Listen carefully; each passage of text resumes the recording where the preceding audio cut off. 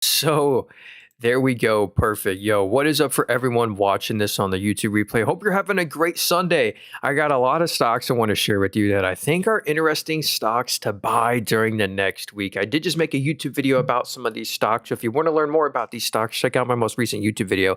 But let me start this out with a quick portfolio update. And we're going to be live in exactly 8 hours from now. So it's 11:44. We're going to be streaming at 7:44 when the market opens tonight. But anyway, here's our Robinhood portfolio. This is known as our dividend-only account where every stock in here actually pays a dividend. But as you notice, most of these are like dividend growth companies like Meta. Actually, Meta just took a beating the past week. I think they're down like 15% or something. Let's see here. Yeah, Meta's down 13% the past week. No big deal. Potentially looking to buy the dip on them because they're such a great company. But yeah, here's my total percent change on every stock. Luckily, we are green on every single holding in here, which is good news. And we also have a Roth IRA with our Robinhood account. So yeah, we're up 10% all time in here. We basically started this exactly a year ago. And these are all the stocks that we've chosen in here, like Iron Mountain, I love, is a nice 3% yielder. InnoData, Wix has some AI beneficiaries. Cormedics is a healthcare play. Perimeter Solutions is like a unique niche fire safety play. Calmain for commodity agriculture prices. Waste Management, this is a great never sell stock. I mean, talk about a stock that's like you can just trust over the next 50 years. I mean, come on, we're always going to need to throw away trash. So yeah, they're a pretty cool company. So yeah, that's our Robinhood portfolio. We also have, hey, what up, Looney? What up, JVM? Good to see y'all. Hope you're having a great Sunday. And here is our Waste Management has recently gotten cooked. Yeah, dude. Waste Management did just report some earnings, and they showed some. Earnings weren't too bad, but it was a little bit slower than what the analysts thought. They missed on some growth metrics. But anyway, here's our Webull account right here, and we actually just bought Waste Management on the dip right after they reported earnings, so that was kind of fun. But yeah, this is our Webull account. It's kind of like our risk on. We're up 22% all time, so we've definitely underperformed. But yeah, here are all the stocks that we own in here. Futu's been crushing it. I think they closed at an all-time high on Friday. I just really, really love this stock. I think they're going to be the next Robinhood, the next interactive brokerage. They're a really cool brokerage company right there. And we have Robinhood, of course, as well. We're up over 10x on Robinhood, which is crazy. Dave, we have a lot of fintechs like Dave, SoFi, Reddit. Dude, Reddit had really, really good numbers. Check my most recent YouTube video if you want to see more on that. But yeah, we definitely have some losers in here, though. One of the big losers from the earnings season was Sprouts Farmers Market. If you're looking for a stock to buy the dip on, again, if you're going to buy a stock on the dip, at least buy one that has, good numbers, good fundamentals that you can like, even if you had to hold the stock forever, like you'd still hold it forever. I would buy this stock on the dip, not financial advice, not with a lot of money, but I'd nibble on that one. We're down 40% on them RIP. So yeah, that's and Progressive Corp looks kind of interesting here. Progressive and TAP, Progressive Corp, TAP look interesting here. So yeah, we also have our Moomoo account. Yeah, hey, TL said, thanks for always being on live. Hey, I appreciate that. Yeah, if y'all want to hit the follow button, we stream every single day. We're going to be doing another 3-hour live stream later tonight. So yeah, by the way, if you want to hit the follow button, we stream every day. I sell nothing, no course, book, WhatsApp, Telegram. I'll never follow you, DM you, nothing like that. But here's our Moomoo account, which is known as our buy, never sell portfolio. If you look at the top left, that's what it's called. We have no more cash on hand. Actually, I think we have like $11 of cash, but it just hasn't loaded here yet. But yeah, we have no more cash on hand. We spent all our cash buying the dip on MUSA right here. We bought one more share of them on Friday. I knew they were about to report earnings. I knew oil prices have been weak, so I decided to dollar cost average into the company, but I waited to make it meaningful until after I got their earnings report. So yeah, MUSA is a cool dividend growth company that's exposed to oil and gas. So yeah, Comfort Systems, another stellar performer. So let me go over one stock I think is very interesting. Oh, USLM, yo, this is another very cool stock right here. They literally just sell limestone. It's kind of a unique commodity, lime and limestone operations. They print money. I kid you not. Like they literally make 30 to 50 mil in net income a quarter. They have no debt whatsoever, completely debt-free company. How much cash do they got? 350 million of cash. What's the whole company worth? So over 10% of the market cap is just their cash on hand. They're trading at 25 times PE, and they make net income every quarter. So when you do an X cash PE, they're really trading at 22 times net income. So USLM's an interesting one if you're looking for exposure to the commodity of limestone. Again, I just like them because of their good numbers, and they've done great the past 5 years. Look at that. There was COVID. There was $17. Now they're 117. So there's a cool one. Maybe you could add to your watch list. I don't own them. Here's another stock that I think we should potentially buy the dip on next week. Hey, what up, sugar? Why did Nvidia dip? Hey, we'll check out Nvidia. We'll check out PayPal. CEG earnings come out after Friday. Really? I can't wait for that. Yeah, we have some other big companies that report this week as well. Um, so yeah, we'll check out Nvidia, some of these. What's the best app? Yeah, hey, if you want to get, this is my favorite brokerage. It's in the link tree in my bio, very first link there. All these brokerages where you buy stocks and are all in the link tree in my bio. Yeah, we'll look at AbbVie too. Isaiah, what up, friend? Good to see you. So here's Coco. Here's a stock I potentially look to buy the dip on. Another completely debt-free company. We just looked at USLM, that limestone, no debt at all. This is another one that is completely no debt. What is Coco? Well, this is actually the company that owns Vita Coco, coconut water. And I'm just a believer that the whole market of coconut water is just going to continue to climb and climb higher. And they're again, literally what they sell is just coconut water in a bottle. No, it's just a commodity. No like patented ingredients or anything. They literally just sell coconut water. But the moat here is that they literally have a 45% market share. They literally own 45% of all the coconut water sales are through this company. And their Vita Coco coconut water grew 41% year over year, a huge beat on what the analysts expected. They expected 156. They did 182. There also is a bit of short interest on this one. How much short? Oh, actually, good thing it just went down. It used to be over 10% of all the shares were being short. Now it's only 8%. So that's kind of cool. But yeah, what I love about this company is they're beating on expectations. They beat on revenue. They beat on net income. They beat on EBITDA. So it really was a triple B quarter. They make net income every quarter. Again, no debt at all. Let's see how much cash. 203 mil of cash. That's roughly 8% of the market cap. So here's another one I think that's, again, they just sell a commodity, a very competitive industry, but the moat is that they're huge market share they already have and they're nice growth. So yeah, that's Coco right there. They're legit they're worth less than Powell Industries. They're only worth 2.35 billion. But that's what I love about them. They're only worth 2.35 billion. I feel like there's so much room for future growth there. So that's another one that reported earnings. Now, this next one I want to go over is, forgive me, there's a lot of stocks I want to get to that you guys have said, like Nvidia and hey, Isaiah, dude with the gummy bear. Thanks so much. Yeah, we'll get to AbbVie, dude. I love AbbVie too. But one other stock I wanted to cover that reported earnings is actually Reddit. Reddit had really good earnings. A lot of people think Reddit is just a meme company, but they actually have really good fundamentals, like surprisingly good. Their ARPU is now $5.50 a user, so somehow they're making $5.50 per user. It's up 48% year over year. So the money they're making per user is growing, but check out their revenue growth right here. This is insane. The revenue, the sales are up 67% after they grew 67%. Like, they're on a streak of growth, like, and not just bottom line, or not just top line, but also bottom line. A record nearly 200 mil in net income. I mean, it's just these year-over-year comps that are crazy. Like, even on the FCF, which is free cash flow, it's triple-digit growth every quarter, triple-digit or even quadruple-digit growth on the net income, the revenues. So, like, I just love a growth there. And another company, like, we've been looking at a lot of stocks with no debt, lots of cash. Like, here's another one, Reddit, with absolutely no debt at all, $2.23 billion of cash on hand. So everything about Reddit's headed in the right direction. And full disclosure, this is the first stock that we're covering that I actually do own. So I do own some shares of Reddit, and we're doing pretty good on them. So yeah, what happens is, yeah, hey, again, this is a brokerage where you get stocks on. If you want to get it, it's in the link tree in my bio, that first link there. Hey, what up, 6-star? What up, Marcus? Yeah, PayPal's really interesting. So actually, there's, hey, what up, Sub? He said GameStop. You know, GameStop has a lot of like Bitcoin and cash on hand. Okay, so let's just go to Nvidia right here. I really don't know what stock to start on here. We got to get to AbbVie too and SoFi. It might be too late to get into SoFi. Yeah, I do own SoFi though. We're up like 5x on SoFi. But here's Nvidia right here. I'm talking a great never sell company. Nvidia just took a $100 billion stake into OpenAI, and OpenAI now has a 10% stake in AMD. So whenever AMD stock goes up, literally Nvidia goes up. Oh, Nvidia and Uber partner for 100,000 autonomous vehicle deployment. Here's what I've been saying. A lot of people don't know this about Nvidia, but they're almost a small competitor to Tesla. They have this automotive software that companies can license out from them. Lucid uses it for their autonomous cars. Now it looks like Uber's partnering with Nvidia for their autonomous cars, which is cool. But obviously the main thing Nvidia does is their GPUs. They're selling GPUs to all the cash-rich companies like OpenAI, Oracle, Amazon, Meta, Google, the most cash-rich companies out there. So they have phenomenal pricing power. Their net margin, was 56%, And that's after they paid, $2.5 billion of taxes. So they made $26 billion of after-tax net income, 56% net margin. So if you go spend $100 on one of their chips, they keep $56 of that as after-tax net income. They just upped the buyback program. They took I think 10% stake into Intel. Another company, I think it was Nokia. They took a stake into Nokia. They're taking stakes into OpenAI, and those are not just them as well. We can also see Nvidia's whole entire portfolio right here. Nvidia is so big that they own a bunch of stakes in individual companies. Like they own a bunch of CoreWeave, APLD, ARM, Nebius, RX.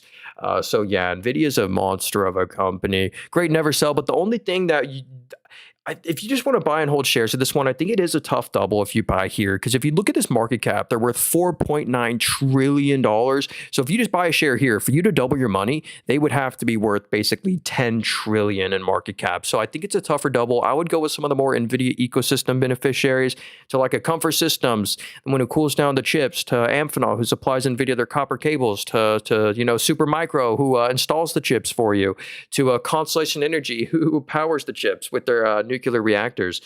So this company right here is my favorite utility company of all time. They legit own, you ready for this? Largest pure play for nuclear. They own 30% plus of all the US's nuclear reactors. So largest pure play for nuclear by far. Like there is no close second. This is the purest nuclear energy play out there.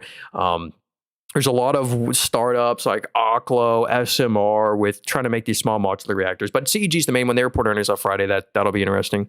Okay, let's see here. I can see Nvidia hitting 10 trillion. Yeah, dude, I could also see Amazon hitting 10 trillion. I can't wait. Amazon just hit an all-time high on Friday. Check that out. A lot of Mag 7, except Meta, everything but Meta pretty much. Apple's at an all-time high, Google, Amazon, Nvidia.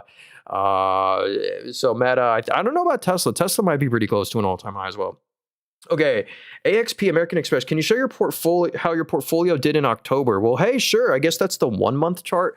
So the past month in this account, we're up 13% on the past month in our portfolio here. In our Robinhood account, we are up 0.57. Okay, let's get to American Express right here.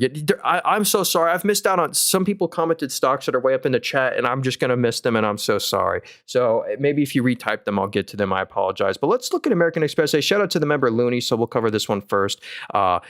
So this one is American Express. If we go to Warren Buffett's portfolio, he owns a lot of Apple, but his second largest holding behind Apple is American Express. Did you know it's 17% of Warren Buffett's entire portfolio? And it kind of grew to that position because it's at an all-time high on Friday. Check that out. This app is also telling me, what is this? There's a bullish continuation triangle, and the rise probability is an 82% chance. Not too shabby. Oh yeah, Isaiah, remind me to get to AbbVie. Yeah, AbbVie for sure.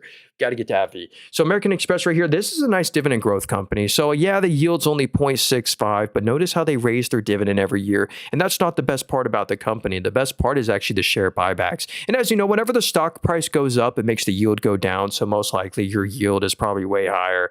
But look at this net income. They're doing 2 to 3 billion of after-tax net income a quarter. How much does their dividend cost? Let's go see. So they're making 3 billion net income a quarter, we'll call it. The dividend only costs 580 million. It actually just rose their dividend. So the dividend costs 580 million. So what are they doing with all this leftover cash?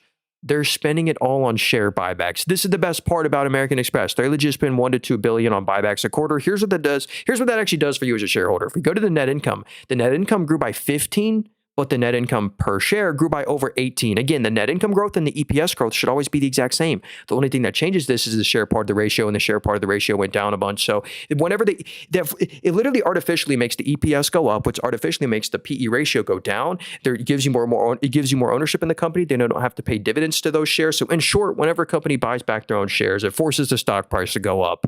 Yeah, hey, again, this is a brokerage where you buy stocks on. They ask for a bunch of information. If you wanted to get this brokerage I'm on, it's in the link tree in my bio, the very first link there. I'm not actually sure these are all brokerages where you buy stocks, and they send you tax forms and stuff. So if you want to get any, if you're interested in stocks, I love all these apps. My favorite one is this one right here. It's free, costs nothing, most useful. Link tree in my bio, very first link there. All those links up there are all affiliate links to full disclosure. So let's see. Let's look at AbbVie right here. They did report earnings. This is one of my favorite stocks to literally buy and never sell.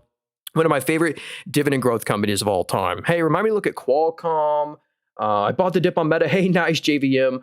Nice. Hey, Tommy, what's up? Yeah, the Wi-Fi is good today. What up, Steven? Is CEG still a buy? I don't think CEG is a buy here yet.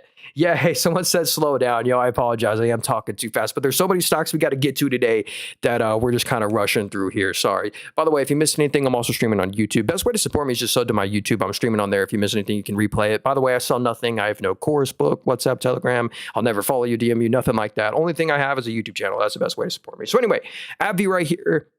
This is a company with a 3% dividend that's completely safe. Like, this is a company, in my opinion, that has a nice dividend, but will also keep up in terms of stock price appreciation because of how growthy their prescriptions are. If you didn't know, AbbVie sells Skyrizi, and this has been so growthy. Check out Skyrizi right here. This is why I can trust this one. They've been having some one-time adjustments to their net income. That's why if we looked at the payout ratio, it says it's 259. It's not actually 259%. They've had these little one-time adjustments. You really look at the EBITDA / operating profit for this company. They're actually making $4 billion, call it, of net income a quarter. But anyway, here's Skyrizi right here. This growth is insane. Yeah, this one I'm on right now is called Moomoo. This revenue is of 62, after grew 45, after grew 50, after grew 63. So they're on a streak of growth. Literally every quarter, every year, this hits a new record. And that's just one prescription. They also own Rinvoq right here, another extremely growthy prescription.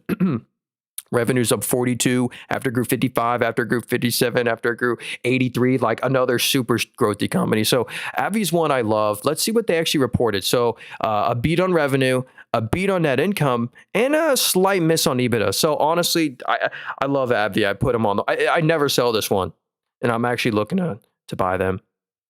Okay. Let's see here. Can you do DDS? Of course, Tommy, let's do. Oh, Dillard's. Yo. Hey, remind me to look at a BSE Limited, huh? Thoughts on Warren Buffett, cash? Yeah, hey, I will say, someone said thoughts on Warren Buffett being $320 billion in cash. Let me just say this. Being in cash before today has not been the answer. It's different for Warren Buffett, but, the S&P, it's at an all-time high. He's been holding hundreds of billions of cash, way before. He hasn't spent most of it. So being cash before today or not in the S&P has not been the right move. But here's Dillard's. Hey, remind me to look at INU. I want to look at INU and Qualcomm. I'm so behind. But anyway, here's Dillard's right here. This is like one of those boring mall stocks, think of Macy's, Dillard's. But I'm actually shocked at how this one's at an all-time high. But it's because of their financially disciplined approach. Look at Macy's, Gap, or some of these other names. They suffocate themselves with a high dividend, but this company only has a 2% payout ratio. So a 2% payout ratio, here's the best part. The best part about this company, I actually used to own them. They do frequent special dividends. So look, they only pay you 25 cents. Well, this quarter, they paid you $25 in a special dividend. And then when they did a $50 special dividend before too. So since their normal dividend so low, they reward you once a year with a special dividend. What's the PE? Even at all-time highs, the PE is still 16. They're trading at 16 times net income. The net income, they're seeing some nasty year-over-year declines on the net income, but it doesn't matter because they're still making easily over 140 mil of net income a quarter. And the dividend only cost $4 million. Again, why does it say $400 million right here? That's when they paid out that crazy special dividend back here. But the normal dividend only costs $4 million. So since they have so much leftover money, they're also doing crazy share buybacks. Wow. So doing share buybacks, special dividends. So the net income is down by 2%. So net income's down by 2, but net income per share is actually up by 1.5 because the share part of the ratio. They're actually very interesting. Very cool stock right there. So let's look at PayPal right here. And I want to get to food too as well. PayPal just reported earnings. I'm going to sip my water here. Sorry. Okay. Yeah, never sell Bitcoin. Yeah. What happened to DJT? Oh, that stock. Yeah. Hey, that's kind of just it's kind of just a momentum company, Michael. There's no value there besides the Bitcoin and stuff. Okay, so here's PayPal right here. This is a very cool stock right here. PayPal, unfortunately, though, if you own this one, PayPal's the same price as they were back in 2017. So the stock has been flat for a couple years, which is unfortunate, but they did have some good numbers this quarter. They beat on revenue, they beat on net income, and they beat on EBITDA by a good margin. So it really was a triple B quarter. One thing investors have not been too happy with about PayPal is just the single-digit growth of sales. That's why they're the same price as they were basically, 8 years ago. The revenue, 7, 5, 1, 4, single digits. So, but they're printing money. They're easily making 1 to 1.3 billion in net income a quarter. And what is PayPal doing with 1.3 billion in net income a quarter? Well, since they don't pay, actually, I think they just announced a dividend. So PayPal now pays a dividend, I think. But the best part about them is the share buybacks. Since the stock is so cheap right now, they've spent literally $6 billion just this past year on share buybacks. So if we go to the net income's up by 23, but the net income per share is up by 31. because the share part of the rate. It's crazy. So a big share buyback play, but we kind of want to see the growth come back, and the growth is kind of back because it is beating on what the analysts expected on every metric. So that's the good news there. But yeah, they're trading at this commodity multiple of 13 because of just the slow growth. They are probably fairly valued at this price, or they could probably stretch up to maybe like a 15, 16 PE. So let's get to Qualcomm, and then remind me to get to NU Holdings. Royal Caribbean, worth buying the dip. Royal Caribbean is certainly the best run cruise line out there. Remind me to get to them. Yeah, hey, we're back on Wi-Fi and full battery. You need to slow down. Hey, yeah, I know, man. I apologize if I'm going too fast, yo. I'm just so used to TikTok where I just like speed through all these stocks here. So here's Qualcomm. This is a great dividend growth company. If you didn't know, like most of the phones sold, a lot of the revenue goes straight to them because of their patents and stuff. Let me see if I can find this right here. Yeah, so if you look at the very top here, Qualcomm collects royalty income on the majority of 4G and 5G handsets sold, as it holds many essential patents used in these networks. So they have a lot of patents. They traded a fair multiple, 17 times PE. I think one of the reasons they've kind of been struggling is, I don't know this for sure, but I think Apple stopped using their chips in their smartphones. Apple made like their own chip or something. I'm not sure, but yeah, we can see their smartphone chip market share went from 30 to now 26. So their smartphone chip market share, I think they own like Snapdragon and stuff, but they print money. This is why I still like this one, and I put them on the watch list.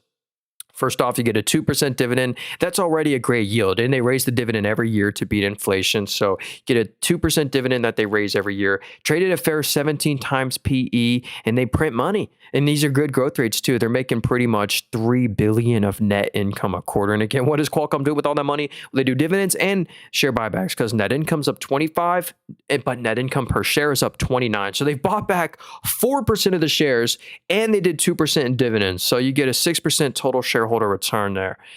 So yeah. Okay. Yeah. Hey, try not to pin anything. Can we undo that? But let's get to NU right here. Let's do it. NU stock. I really like this stock right here. They're exposed to crypto right here. Oh, hey, remember to look at Zeta. Meta's trading below moving averages. Would you buy in? Absolutely. If you have the intention to never sell, I would. Well, let's look at Meta after this too. No, hey, don't worry. No, Isaiah, don't apologize. You're good, man. Didn't you have another stock you want me to look at too, Isaiah? I forgot what it was. Remind me. But here's a new stock right here. This is a crypto play. They're actually a crypto bank out of Brazil. They're headquartered in the U.S. or no, the Marshall Islands. But 92% of all the revenue comes from Brazil. They're also working on their U.S. banking charter right now, which is good news. But yeah, because right now, this is the market you want to be in for crypto transactional purposes, because down there in Brazil, their currency sucks and they don't really use, or they use crypto more for transactional uses way more than the US. But let's judge them off their numbers, and these are great numbers. I'm talking phenomenal. The growth rates on the after-tax net income, that's oopsie, I don't know what I just clicked there. They made 636 mil of net income, up from 487, up from 224. Like, they're on a streak of growth. This is real net income. What about FCF? Yeah, here's the free cash flow. Wow, 2.5 billion of free cash flow this quarter. Net margin, 17% net margins. So anyway, yeah, look at the EPS projections. It's supposed to just continue to climb higher. So, and use an interesting one. I can see why they're at all-time highs right now. I really do like that stock. So let's get to Meta right here. Oh, hey, and then we got to get to Zeta. Which app is this? Yeah, hey, by the way, this is a brokerage where you get stocks on. If you want to get this app I'm on, it's in the link tree in my bio. Very first link there. Hey, what up, Tom? Good to see you, man. Hope you're having a great day. Let's see here. So Meta stock, this, and then we got to get to Royal Caribbean and some of these other names. So I'll show you this actually. I do own Meta, full disclosure, here in my Robinhood account. This is in our dividend only portfolio. We own 5 shares of Meta. We're only up 23% all time on them. So, but I would definitely look to buy the dip on them. One reason Meta fell is because of a one-time tax adjustment, basically a $15.9 billion one-time tax charge. You can basically add $15 billion back to this. We can tell that this is a one-time adjustment because look at the operating profit again. The operating profit is the number before the one-time adjustments and before the taxes. So you always want to blend the operating profit and the net income together. You basically would just subtract, like, they really made $18 billion in net income this quarter. The revenue, its first ever time, $50 billion revenue quarter. The sales grew 20% 26%. Like that's incredible. Revenue's up 26. Their cash from operations is up 21. If you go to the cash from investing activities, investing in the future, they plowed $21 billion into new assets, most likely chips. And I know they bought half of Scale AI. But look at this. Their daily active users are 3.54 billion daily active users. So pretty much half the world is on a Meta app once a day. Instagram, Facebook. They just made Threads, and now Threads has the same amount of daily active users as X does, which is crazy. They're introducing ads to WhatsApp, which will be a nice earnings tailwind. Has anyone seen the new Meta Ray-Bans, like the ones that have the display on them where you can like scroll through Instagram Reels on your Meta glasses? That's kind of funny. Okay, let's look at RCL right here, Royal Caribbean. This is a cruise line. They're actually the best. They're the best well-run cruise line out there. Carnival Cruise Line isn't great. But this one is because of the sheer profits they make. Like, this is unbelievable consistency for a cruise line in this environment. I mean, they're printing, like, if you average it out, pretty much $1 billion of net income a quarter. Like, it's always been this consistent for the past 2 years. Like, great year-over-year growth rates. You get a nice dividend too. Over 1% yield, 8% payout ratio. They do share buybacks too, I think. Net income's up 41, net income per share. Oh no, they haven't been doing any buybacks. But anyway, actually, I like Royal Caribbean. I just don't love the industry. Like if you go into a recession, like this one, like before recently is kind of, they are a good stock. Like that's the thing. Like if we judge them on their numbers, they're great numbers. Like, so whenever the economy's doing good and people are travel spending, like they should do great. Can you analyze QQQM? Yeah, hey, look at F5 after this. Okay, so QQQM, this is actually, so a lot of people have heard of the QQQ. This is actually the better way to get exposure to it. This is the QQQM. It's the exact same ETF with the exact same NASDAQ 100 strategy run by the exact same people, both run by Invesco. The only difference is this one has a 0.15% lower expense ratio. So for every $1,000 you put in, you're saving $15 in yearly fees. It's literally the exact same ETF. So if you own QQQ, not financial advice, I would just switch it all over to QQQM, or I wouldn't allocate anymore. The reason they don't market this one is because they don't make as much. They're both run by Invesco. Of course, they're going to market and advertise QQQ because that's how they make all the fees. Okay, so FI. So yeah, Fiserv. This is one of the huge transactional companies. Apparently, their transactions year over year fell a bunch. A bunch of restaurants use them or something. So yeah, look at their revenue reported versus what the analyst expected. Yeah, hey, someone said, what app do you use? Yeah, hey, by the way, this is a brokerage. It's in the link. If you want to get it, it's in the link tree in my bio, first link there. They ask for a bunch of stuff. Yeah. But anyway, look at this right here. The revenue expected was $5.35 billion. They only reported $4.9 billion. So it really was a big miss, and a big miss on EPS. They expected $2. They only did $1.50, and a big miss on EBITDA. So it really was a triple miss. But again, it's not the end of the world. They're still making $800 million in net income a quarter. What's the net income multiple on this name? So they're trading at 10 times net income now. Maybe that's back to... Maybe that's a fair multiple. I don't know. For this large of a miss to go down to that multiple might be justified. There could maybe even be they could go lower. That's the sad thing. I don't know. But I'd certainly add them to the watches. It's not like they're complete junk. They still make close to $1 billion of after-tax net income a quarter. Oh yeah, the operating profit fell 16. So anywho, maybe check them out. I don't know. Let's see here. Great to hey. What stock should we look at here? Oh yeah, we did not get to Zeta right here. So we looked at Meta. Now we're gonna look at Zeta.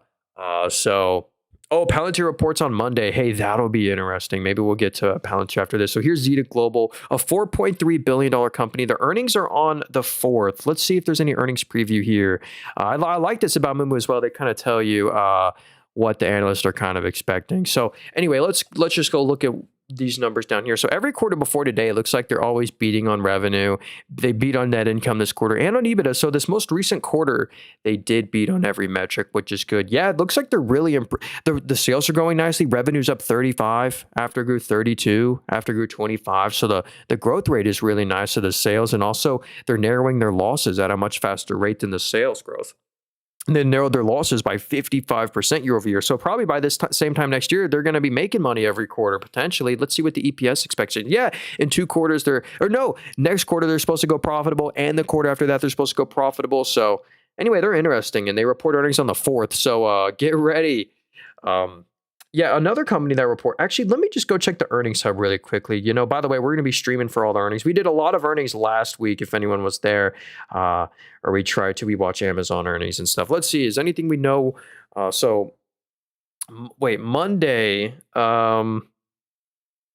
Tuesday. Oh, Tuesday is AMD, Uber, Shopify,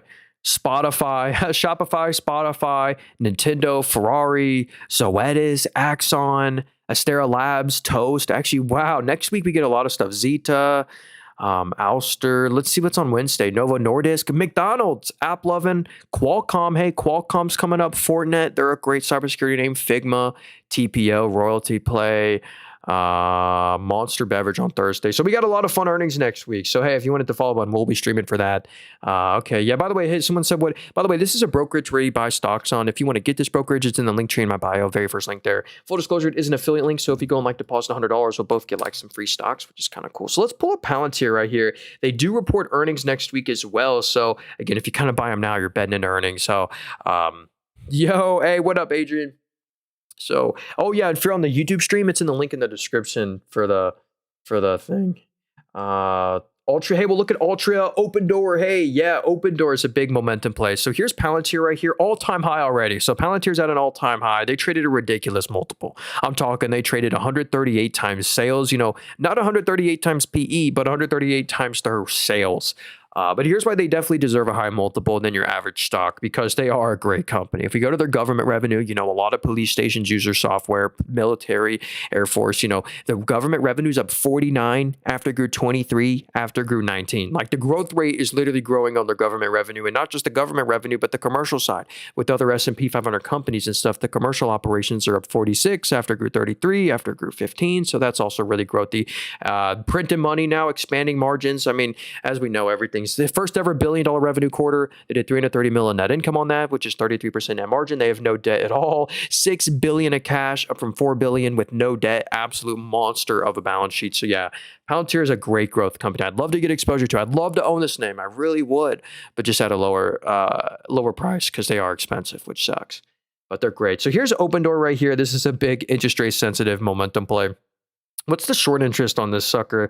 Wow. Okay. So 22% of all shares are being shorted. That's also kind of what caused the squeeze. So many shares are being shorted. But here's what kind of investors are. I would never just buy and hold this one. This is a pure momentum swing trade, in my opinion. If we go back, Open Door, if you're wondering, what do they do? They flip houses. I've been to a few of them before. They're not great at flipping houses. But look at this. If we go to the revenue in 2022, this is in 2022 when rates were 0. The growth rates were nuts. They were printing money, $4 to $5 billion a quarter. But look what happened as rates hiked up really fast in a year. Look at these declines that happened. This is what I'm trying to say. They're super interest rate sensitive, down 69, 70%. So revenue collapsed. So we're really hoping to see what happens as rates go lower. The analysts expectations are terrible, actually. Revenue is supposed to collapse 50% to 500 mil. So they're still losing net income every quarter, but they just cut some staff and they're narrowing to some of their losses. So anywho, that's your super interest rate sensitive one. And if we just go to the interest rate cut probability tracker right here, we can see what the actual Fed dot plot has down here. So on the, actually, we just got a rate cut last week, but on the December 10th meeting, 69% chance of a 25 basis point cut. On the January 28th meeting, there's a 56% chance of another 25 basis point cut, 23% chance of a 50 basis point cut. We can just based off the Fed dot plot expectations and stuff like that. So anywho, that's why that one's really been momentuming up higher. Oh yeah, there's a lot of cool features. You can check all the institutional trackers like Berkshire Hathaway. What are they doing? Yeah, Pool's a cool stock to maybe look into right now. Oh yeah, and there's all these different watch lists right here. If you're ever looking for new stocks, they have a bunch of drone concept stocks, or I don't know, a bunch of different industries you could. Okay, anyway, let's get back to these stocks right here. Oh, yeah, well, again, if you want to get this app I'm on, it's in the link tree in my bio, very first link there. Thoughts on Elon's pay package? Okay, so MO stock. This one's a yielding play, a high dividend yielding stock. Looks like their sales did kind of decline. Or let me actually go verify. What did they report? So they missed on revenue, they missed on net income, and they missed on EBITDA. But it wasn't like a huge miss. Like they missed by like a couple percent. So yeah, this is the one bad thing about Altria. If we go to the revenue, the sales, the lifeblood of the company, the revenue's down 3%. After, they're just always negative. It's down 3% after it fell 5, after it fell 0.5, after it fell 5, after it fell 4. So they're on a declining streak, but they still print money, and this is a dividend play. They actually definitely do have a sustainable dividend. Check out the yield, a 7.3% dividend. So that's the main value here. You get the 7% dividend, then you're kind of just hoping for like 1 or 2% stock price appreciation. But the stock is the same price that it was in 2015. So basically a decade ago, the stock has been flat, but you have gotten the 7% dividends. But look at this. They made $2.4 billion in net income this quarter. Remember that. They made $2.4 billion in net income, and the dividend only cost 1.72. So they are able to afford the dividend, which is good news. And they're even doing a little bit of share buybacks as well. So pretty cool. Zcash. Hey, AMCR. What is AMCR? Amcor. Hey, what up, George? Thanks, man. I appreciate that. So here's Amcor right here, an $18 billion company. The stock has not done too well, almost back to that 2020 dip. Let's go see if we can figure out, what's causing this massive kind of downtrend there. Hey, Edward, we'll get to UI after this. I love Ubiquiti. I love Ubiquiti. But let's see. What is it? This company sells flexibles. Looks like they just sell a commodity. But it did jump up 19% year over year. So they did just have a sudden little bump up in sales, which is good. Rigid packaging. Hey, whoa. So I'm guessing they did an acquisition to cause that growth. Because look, it just like quarter over quarter went up 150%. Here's how we can tell if they bought a company. You go to the cash from investing activities down here. And yep, again, if a company buys an asset, buys a company, buys land, trucks, whatever, this should be negative. Again, you don't want this to be positive. If cash from investing activities is positive, that means they're actively selling out of their own assets.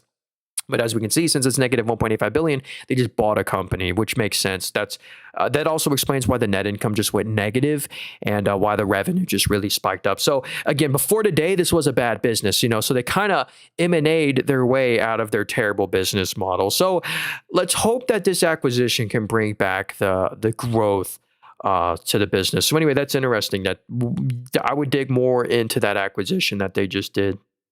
Hopefully that was helpful. Sorry. So here's UI right here. Actually, huge L right here. I used to own this stock. Like it would have been a 10x or something. Look at that.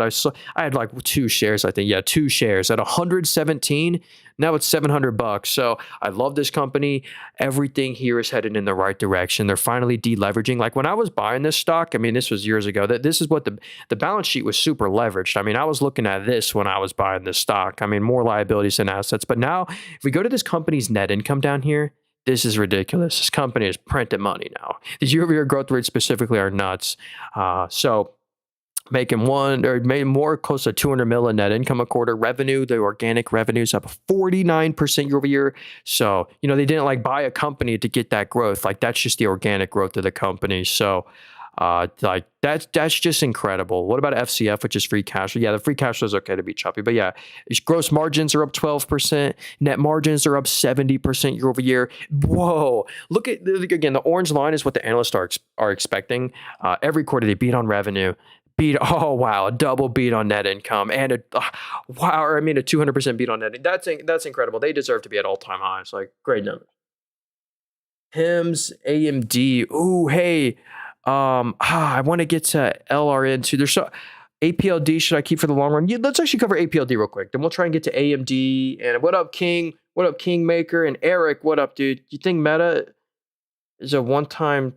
Yeah, Meta's most recent earnings. Yeah, they had a little one-time tax adjustment. What platform is this or interface? Yeah, hey, again, this is a brokerage where you buy stocks on. If you want to, it's actually called Moomoo. It's a brokerage. It's in the link tree in my bio, the very first link there. Webull. Hey, yeah, I also actually I could have pulled up Webull. Yeah, I also have a Webull account as well. By the way, all these are brokerages right here where you buy stocks on. Brokerages, you get a tax form every year. So yeah, if you want to buy stocks, you need a brokerage, not financial advice. If you want any of these brokerages, they're all in the link tree in my bio. They're all affiliate links, full disclosure. But my favorite one out of all the brokerages, if I had to get one, I'd pick this one right here. It's free, costs nothing, 0 commissions. No monthly fees or anything, but most useful features. Link tree in my bio, very first link there. It's called Moomoo. So let's keep going here. AMD stock. Let's do AMD because I do own AMD. So the risk to reward doesn't look great buying this one here. Oh wait, I wanted to get to ALAB, or APLD. I wanted to get to APLD. Hector, remind me to look at APLD. So here's AMD right here. They're at an all-time high. What's funny is OpenAI now owns 10% of AMD, and Nvidia owns 100 billion of OpenAI, which I think is like 8%. I don't know. But so Nvidia technically indirectly owns some AMD stock. But check this out right here. It's really their future guidance. Like they beat on revenue every quarter. The revenues expectations are going to be even greater after this. Let's see. Is there any weekly news? AMD secures 1 billion DOE contract. Oh, that's kind of cool. Wait, AMD sells ZT Systems Manufacturing to Sanmia. Whoa, that's SANM for $2.5 billion to SANM. This is your like Mexico chip play. For if we go to where the revenue comes from, check this out. Yeah, 33% Mexico, Asia. I'm getting so off topic here. Let me get back to AMD. Anywho, I just like them. I think they're an easier double. This is my way to get exposure to semiconductors, not via Nvidia. Like they still have good numbers. I thought they were just an easier double because of this market cap. They're worth $400 billion. You know, there's still a chance for them to kind of double there. But if we go to like Nvidia, for example, if we go to they're worth 4.9 trillion. So for you to double your money on Nvidia, they have to be worth nearly 10 trillion. So I just thought it'd be a little bit of it. It is my way to get exposed. And they've done just as good, or maybe a little bit worse, but they've just done really good as well. Yeah, hey, thanks for that. Yeah, again, if you want to get this brokerage, if you want to get this app, I'm on. It's in the link tree in my bio, very first link there. So let's pull up APLD, then we'll get to LRN. Or let me hey, thanks, dude, Isaiah, with the huge gummy bear gift. Let's cover LRN real quick. So here's Stride stock. This one might be falling. Do they do the same thing that Fiserv does? Let's go see what the earnings hub says. Oh, they don't have any AI. Okay.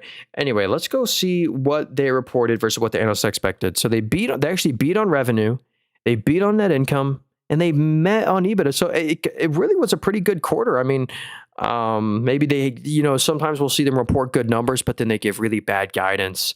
We've seen that before. But revenue's up 12. They're making basically 60 to 100 mil in net income a quarter. A good balance sheet. They're deleveraging their balance sheet. Again, are they like a merchant kind of thing? Kind of like Stride Learning, third-party curriculum, software, educational services, service middle and high school students. Well, there you go. Some kind of educational. There you go. Okay. All right, the APL. Let's go to APLD. Oh, SharkNinja. Hey, SharkNinja is an interesting one. We just bought like a Shark or a Ninja coffee machine. So there's so many stocks I want to get to. Please remind me. We got to get to SoFi. What up, Spoolie? Said GETY. We'll cover them as well.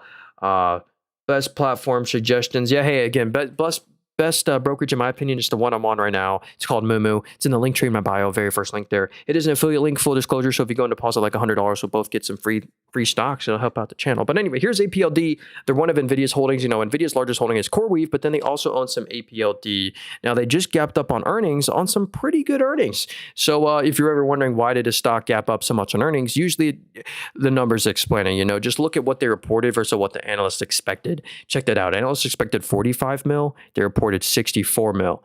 Analysts expected them to lose 13 cents. They only lost 7 cents. Like, it was a great quarter. They beat on revenue and they lost less net income than expected. So that's what's kind of going to sustain this rally. They're good fundamentals. Nvidia does own them. This is your data center hosting business, high performance compute. They own a bunch of GPUs and stuff. So anywho, I wouldn't have it as a huge size position, but they're interesting. Yeah, hey, again, if people keep asking, I should pin a comment. Yeah, again, this if you want to get this brokerage I'm on, it's in the link tree in my bio, very first link there. It's called Moomoo. Okay, SoFi, let's do out of all the solar stocks, I love First Solar. Enphase Energy does the AC to DC kind of converters there. So here's SoFi right here, a great fintech right here. I do own this one, full disclosure. I'm up like 5x on SoFi, but check this out right here. Here's what this stock isn't propped up on momentum. I'm talking SoFi has great numbers. If we go to their financial services right here, they're a fintech. They have their own banking charter. This is insane, the growth here. If we pull this up, Financial services, please. Well, does the other ones work? Well, hey, there goes the Wi-Fi. Hey, by the way, if y'all wanted the follow button, we stream every single day. We're actually going to be live in exactly 8 hours from now. Okay, there we go. So look at the financial services. Financial services are up 105% year over year after they grew 80, after they grew 244, after they grew 289. Like they literally created this in 2020. It was 2 million in revenue, 3 mil, 4 mil, 6 mil. Now it's 360 million just this quarter. I'm talking no analyst expected this sort of growth. And we can actually see what the analyst expects. Every quarter, that's the orange line. They beat on revenue, they beat on net income, which is or EPS is net income, and on EBITDA every quarter. So that's what justifies them going up so much. They're printing money. I mean, over 100 million net income a quarter at this rate. You know, sales are super growthy. So that's why I think people are taking SoFi serious. And full disclosure, I do own some SoFi shares. I got I regret. Same with Robinhood. I only got 5 shares of them left. I regret every share I've ever sold a Robinhood. Like I was an idiot. I sold 50 more than that, but a lot of shares way lower. So one thing I'd say, if you have a high quality stock, don't trim them, let your winners win. Let them continue to win. Okay. So just sold Amazon, or we just sold 75 Amazons at 255. Hey, honestly, Amazon's another one that I think you should eventually want to get back into Amazon, but Amazon's a great never sell company. I do own them as well. So let's get to SharkNinja right here. So this is an interesting one. They just sell like a bunch of little kitchen gadgets. You heard of the Ninja blenders, the coffee machines, the ice cream makers, whatever. So kitchen appliances, all that kind of stuff. Let's see. So cleaning appliances, food preparation, cooking and beverage. Beauty and home environment appliances. So anywho, they just sell a commodity, but they're actually doing pretty good. Like, check this out. Revenue's up 15% after grew 33, after grew 22. So they're on a nice streak of growth and they're making good net income. Like, wow. The growth is actually pretty crazy. Check that out. 140 mil in net income this quarter. They're making over 100 mil in net income every quarter. And at these growth rates, what's it going to be the same time next year? So they near 10% margins now. There you go. And they're only trading at 23 times net income. Again, it's probably normal just because of what they sell. But is there Morningstar research on this name? No. Okay. Anywho, that's interesting, though. What app is that? Hey, again, if you want to get this app I'm on, it's in the link tree in my bio, the very first link there. This is a brokerage where you buy stocks on. How many stocks total do you own? Ooh, probably a lot, like 50. Okay, so here's GETY. Way too many than a normal person. I'm like my own ETF, but I love individually stock picking. So here's GETY. This is Getty Images. They're only worth $770 million. There was some sort of look at this. The stock went from $2 to $3, but now it's way lower. It's only at $1.80. So something happened. There was some crazy momentum. What were their earnings? So they met on revenue, they missed on net income, and they missed on EBITDA. So it was a triple miss quarter. The sales are flat. Net income's a bit choppy. Leveraged up 2% year over year. So I don't know about this one. I'd rather buy a Google. Creative. Yeah, their creative revenue's down 5. Editorial revenue is up by 5. They sell these look at that. Their other revenue has had some really nice growth rates year over year. They kind of just license out their, Getty Images. You probably heard of that before. So I guess if every time they sell an image or articles used, they make a little bit of money, a couple dollars on it. So, all right, let's see here. Archer Aviation, the thing with this one is I just can't trust this name. And you've probably made a lot of money on this one because of how good the stock is done. But here's why I just wouldn't trust this name yet with a lot of money. So if you look at the top right, this is a $7.2 billion company. So they're only worth, they're worth $7.2 billion, but they have no revenue. They're still a startup. So if you go to their sales right here, the revenue, it says no data because they've never sold anything. They've never sold a product or a service. They've never made $1. And they lose over 100 million in net income a quarter. So just judging them off their financials, I think who owns them? Yes, Stellantis, which is Dodge, Jeep, owns basically 10% of the entire company. ARK Invest owns 4.5%. But there's so much future hopium for this company. There's still no revenue here. I mean, it's a $7.5 billion company with no revenue that loses 100 million net income a quarter. That dilutes the life out of you every quarter. If you go to their cash and financing activities, again, if a company issues debt or stock, that shows up here. They literally diluted you by nearly $1 billion this quarter, just this quarter. I mean, whoa, wait. Actually, I want to pull up the total common shares outstanding. Let's see how much they've diluted you since inception, just because I just want to see this. So, bear with me for 1 second here. We got to go through a whole. So if we go to the total common shares outstanding right here, look, you've been diluted by double, just like I thought, dude. Oh my goodness. Look at this. So when we first go to when the stock existed in 2021, there was only 60.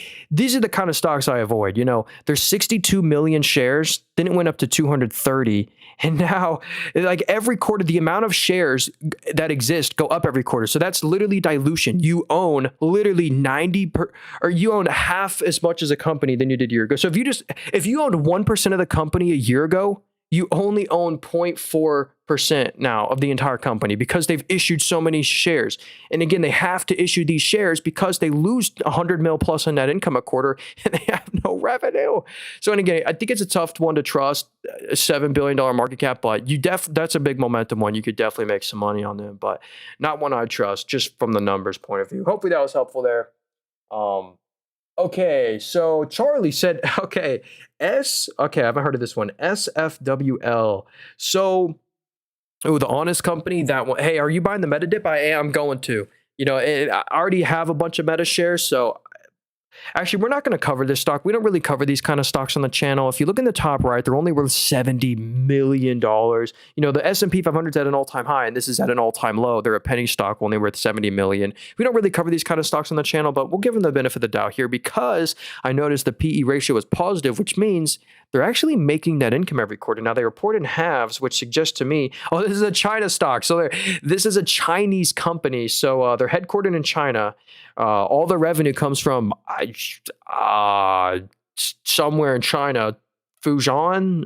But good news, they're actually making net income every quarter. For the first half of this year, again, they're Chinese, so they report in halves. They only did $6 million in net income, which is $3 million a quarter. Yeah, hey, no problem there. Ash and Trade, no problem. I appreciate y'all being here. By the way, we're going to be streaming in 8 hours from now if y'all want to hit the follow button. By the way, I sell nothing. You know, I have no course, book, WhatsApp, Telegram. I sell nothing. If you want to support me, though, the best way to support me is to just subscribe to my YouTube channel. My YouTube channel is called Nathan Robert. You can just type it into YouTube, Nathan Robert. It's also in the link tree in my bio. But I'm also streaming on there. If you miss anything, you can replay it. I talk too fast. I apologize. But yeah, that's the best way to support me if you wanted to. Just sub to the YouTube channel. Just made a video too. But anyway, here's the Honest Company. To be honest, I think I know why the stock isn't doing too well, just because the growth isn't there. You know, by the way, they just sell a commodity. I actually used to own this name.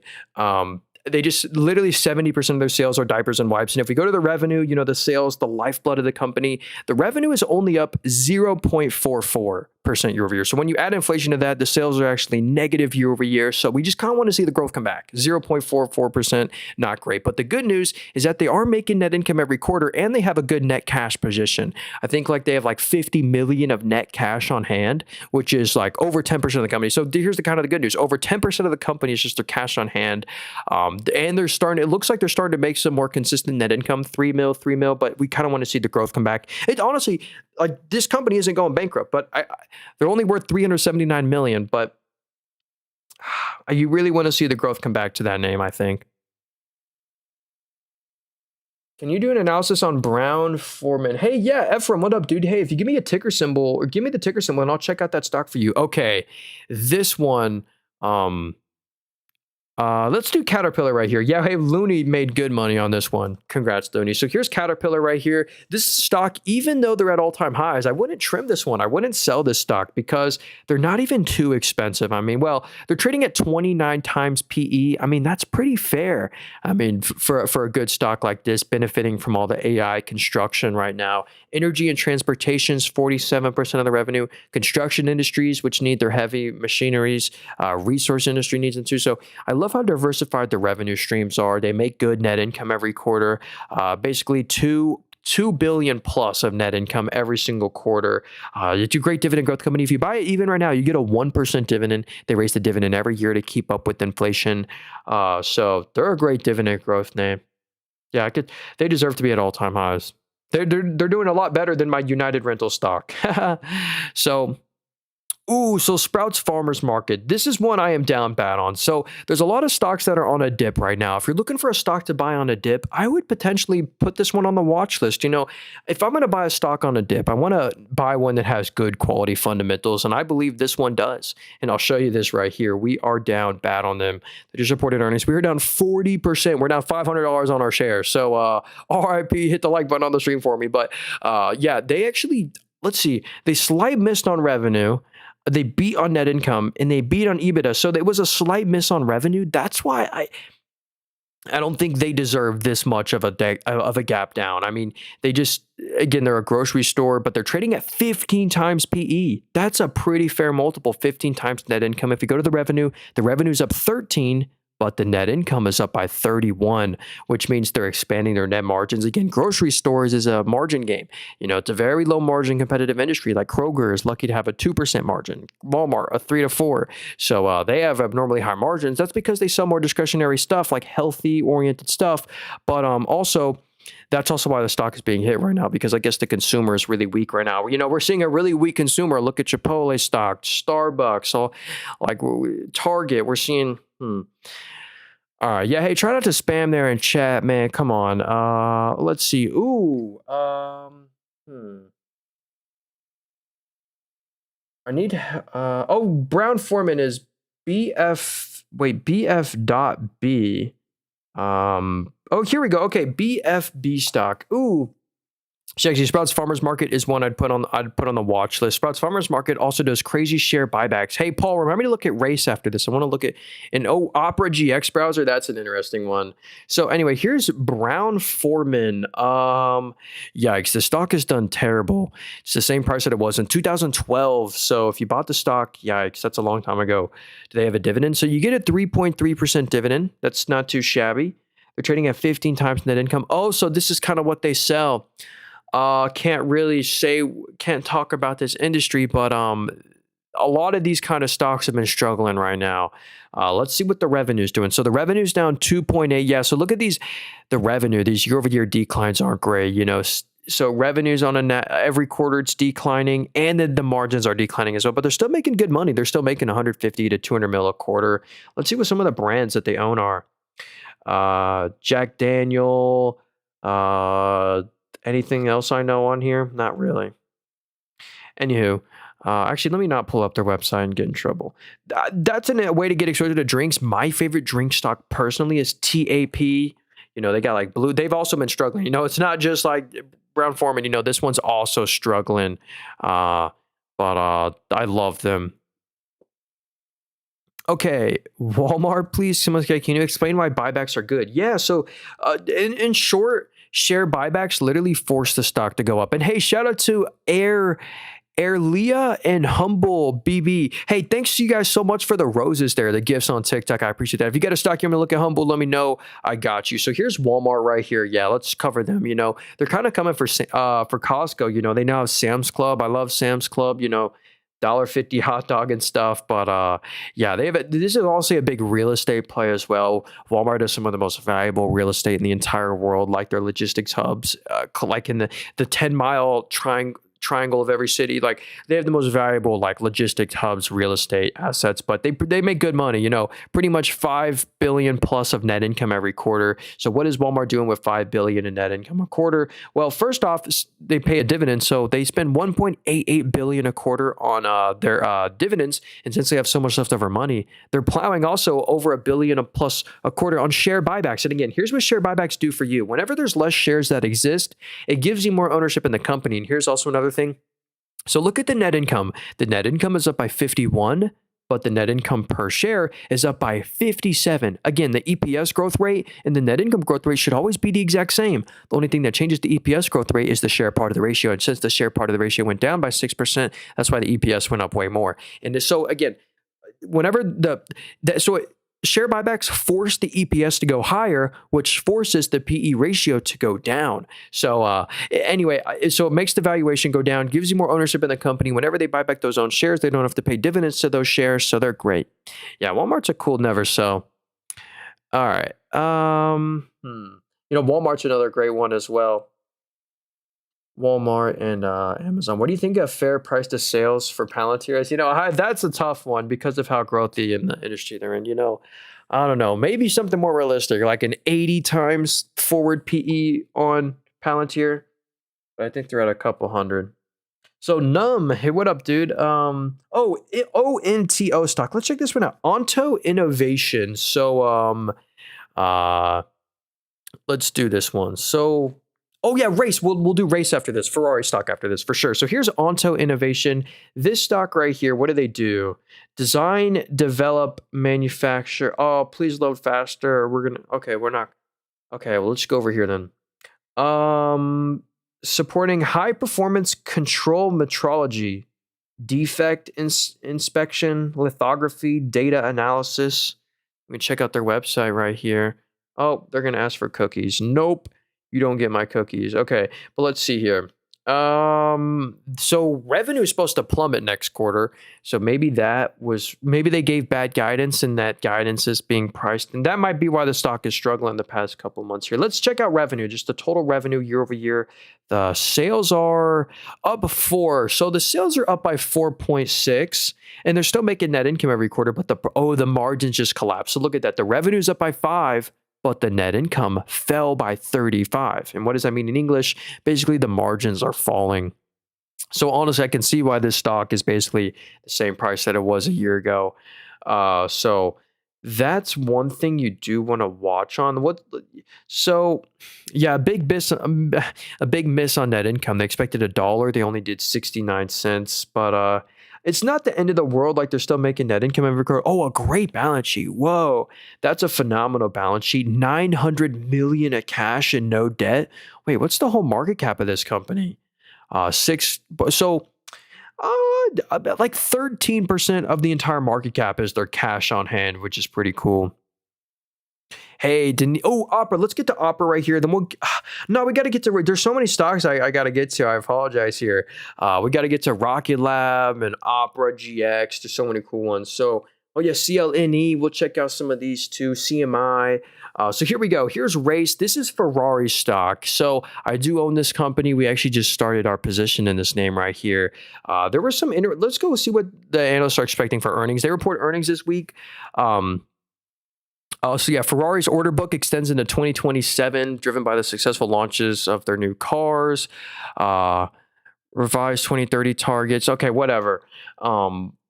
Here's why I bought Ferrari. I bought them, I finally got them at a region. I mean, they're still trading at like 38 times net income, but I decided to buy the dip on them. I didn't just buy them because they're on a dip. I bought them because they're a good quality fundamental stock, in my opinion. Like if you go to their net income, they're easily making $400 to $500 million in net income a quarter. And look at these growth rates. What's it going to be the same time next year? You get a dividend too.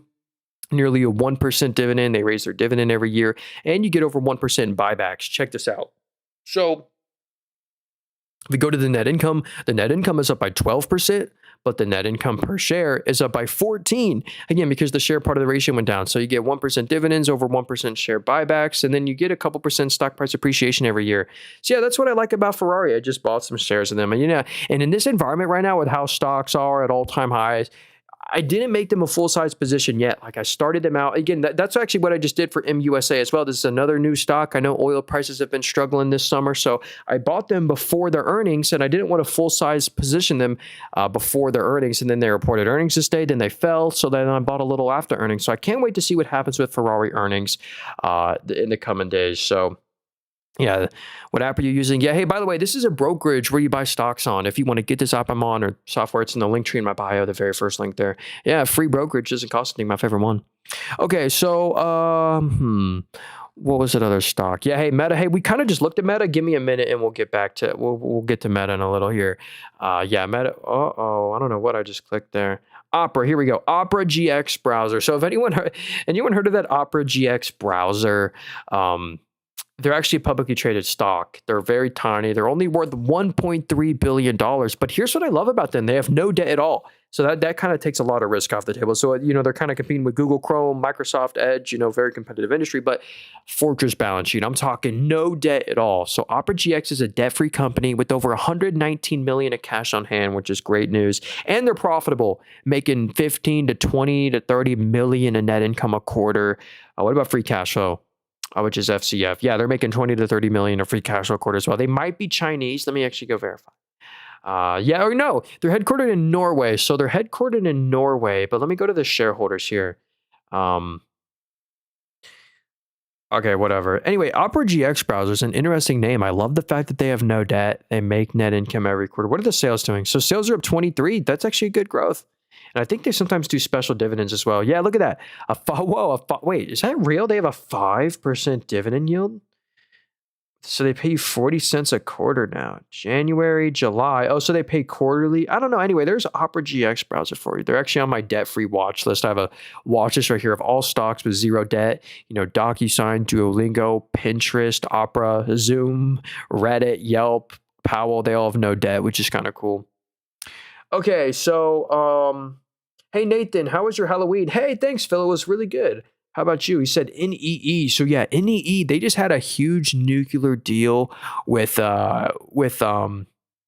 what's it called? With Google. So yeah, look at this. Number 2 on the news. NextEra Energy and Google partner for Iowa nuclear plant restart, which is going to employ 400 full-time jobs, generate $9 billion in economic benefits. So yeah, so NEE and Google are opening up a new reactor, which is pretty cool. Yeah, hey, yeah, this is if you want to get this app I'm on, it's in the link tree in my bio, first link there. It's called Moomoo, brokerage. So they ask you for a bunch of information and you get a tax form because it's a brokerage. But yeah, look at this right here. A 2.7% dividend yield. This is the kind of main value here. You get a 2% dividend, and then you're kind of just hoping for like 5% in stock price appreciation every year. Now, the stock is the same price that it was in 2021. So they've actually been one of the worser performing utilities out there.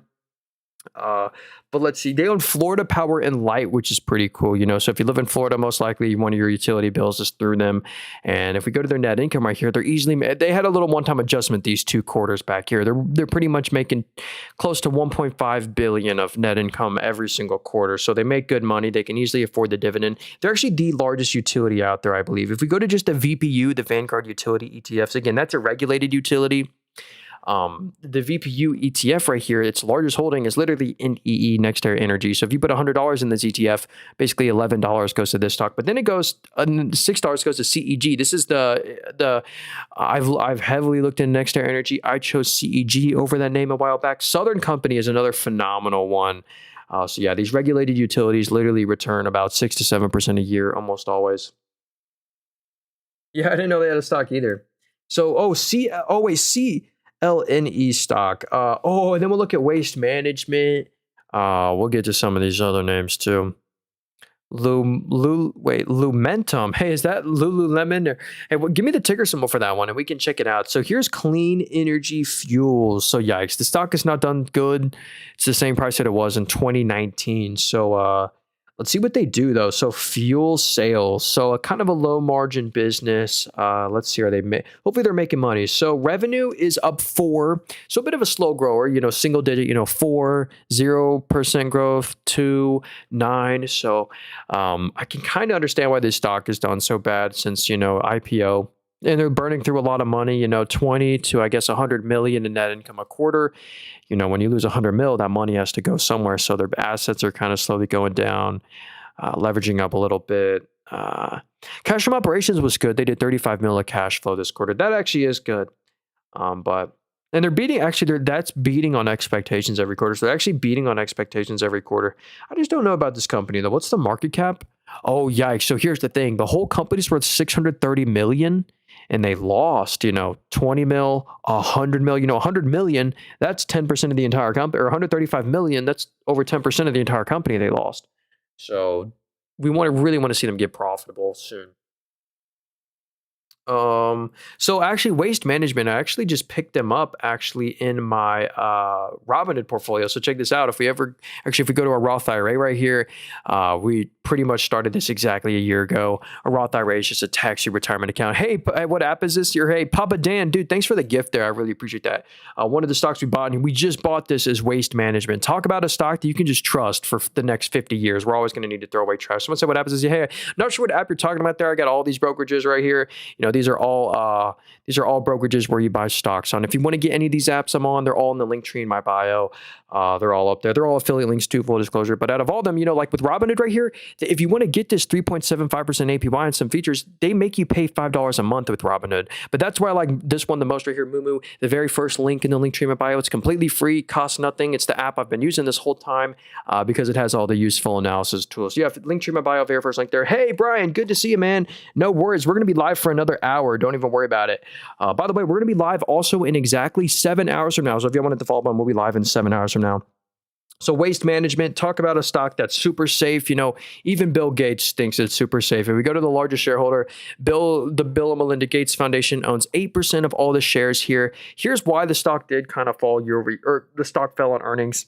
The revenue was good. Like the revenue is up 15, but the profits, technically one-time adjustment here on the net income, but the profits only grew by 7%. So the margins did fall a little bit, but still, these are great numbers. $700 million of after-tax net income a quarter.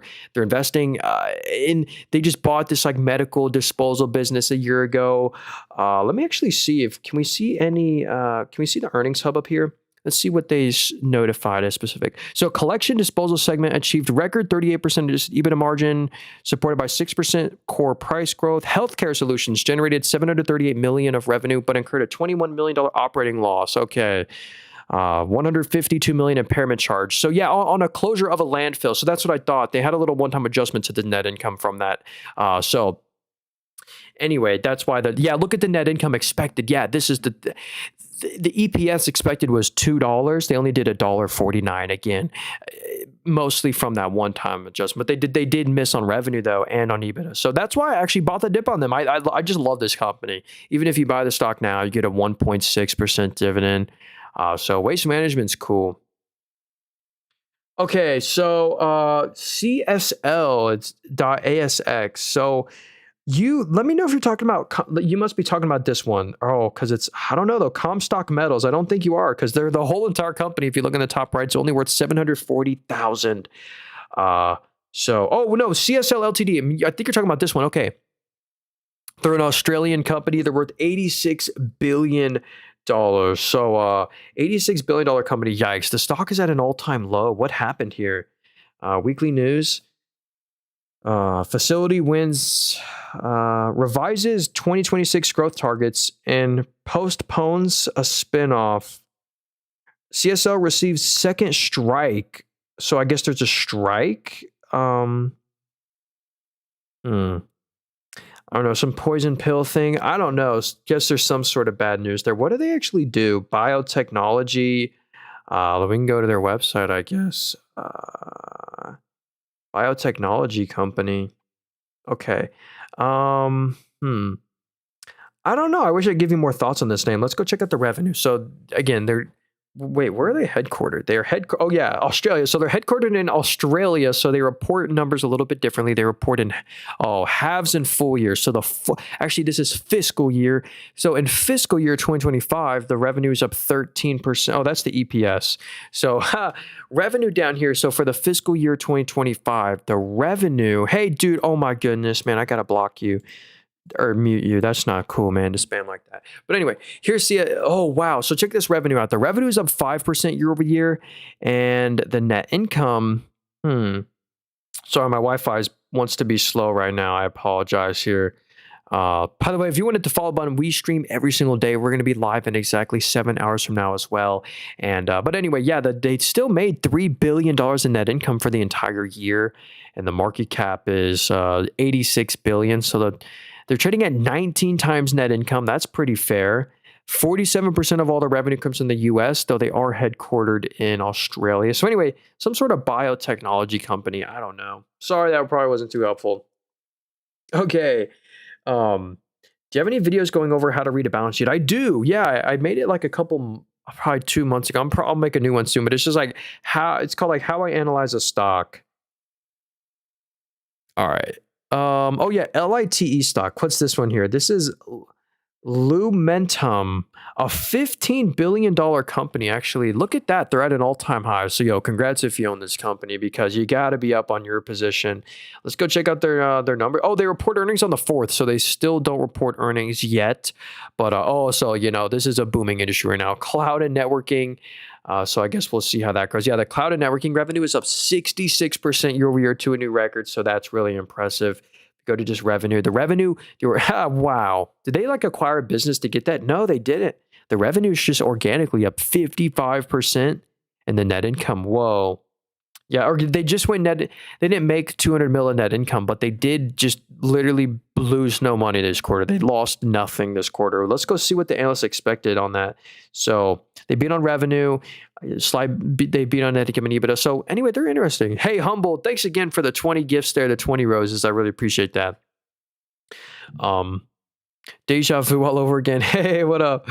So yeah, I would you're kind of waiting. You're waiting until earnings. That's our cloud and networking play. All right. There's some interesting stocks here. I don't know which one to cover. So yeah, it said, can you check out NVT? Let's check out this one. Oh, they're actually on my watch list, and I don't remember covering this name, but they're at an all-time high. They're up 10% on Friday. Let's go check out their numbers right here. So Systems Protection. Wow. The System Protection's revenue is up 43% year over year to a new record. That's incredible, the growth there. So up 43% year over year. And then Electrical Connections, that's up 11% year over year. So both businesses are at a record right now. That's great news. Yeah, their System Protections is the real winner there. North America is most of their revenue. Yeah, they're beating on expectations every quarter. Check that out. They beat on revenue, they beat on net income, and they beat on EBITDA. So that's great news. Yeah, sales are up 35. Net income is 100 to 200 mil a quarter. Deleveraged the balance sheet by a good chunk year over year. So yeah, I can see why this one's at all-time highs. Nice. Oh, and you get a dividend, a 0.69% dividend. Hey, no way. Shout out to the homie Kalama. I'm probably saying your name wrong. YouTube just changed something, so it only shows your actual username now. So, but yo, thank you very much for the $2 super chat, or the Australian $2. I really appreciate that. Thank you for checking out CSO. Yeah, no problem there. I'm glad we could check it out there. I'm glad we could. Okay, hey, thanks, Humble. Deaton said CCJ. That's actually my favorite uranium play out there. So if you're looking for a uranium stock, yeah, and Kala, if you get another stock you want me to look at, let me know. Oh, so they do plasma and vaccines. Oh, that's interesting. That's interesting. And hey, Good Time. What up, Good Time? Good to see you, bro. Thanks for showing up. So here's Cameco right here. They report earnings on the 5th, so I guess we'll wait for that. Let's see. Is there any expectations here? Uranium production and fuel centers, uranium structural supply. So yeah, basically the U.S. has started to source their uranium. We're no longer buying Russian uranium. We're mainly buying our uranium from Canada now, and our main provider is actually Cameco, CCJ. So out of all the uranium stocks that exist, this is the best one by far, in my opinion, most quality. They make consistent net income. Every single quarter, their net income positive. The free cash flow is really good. The uranium's good. So this is my favorite uranium play. Good balance sheet as well. Deleveraging the balance sheet. Small dividend, but good growth. So CCJ is a good uranium play. Or if you just want the whole if you don't know which one to buy individually, you can just buy ticker symbol URA, which is the Global X Uranium ETF. And its largest holding is literally CCJ. If you put $100 in this ETF, $22 of that literally just goes to Cameco right here. So kind of cool. All right. Let's see here. Check out TD. Is that another the Toronto bank? Yeah, so Eldon Pharmaceutical. Yeah, hey, if you got a stock you want to look at, give me the ticker symbol and we'll try and check it out for you. So anyway, here's the Toronto Dominion Bank. So yeah, Canadian bank right here. What's the dividend? So nice, very nice yield, a 3.66% dividend yield. Yeah, Canadian personal commercial bank. Wealth management and insurance. That's interesting now. They're in insurance and wealth management. They collect the high margin fees. And they're in U.S. retail, so they are a bit of a...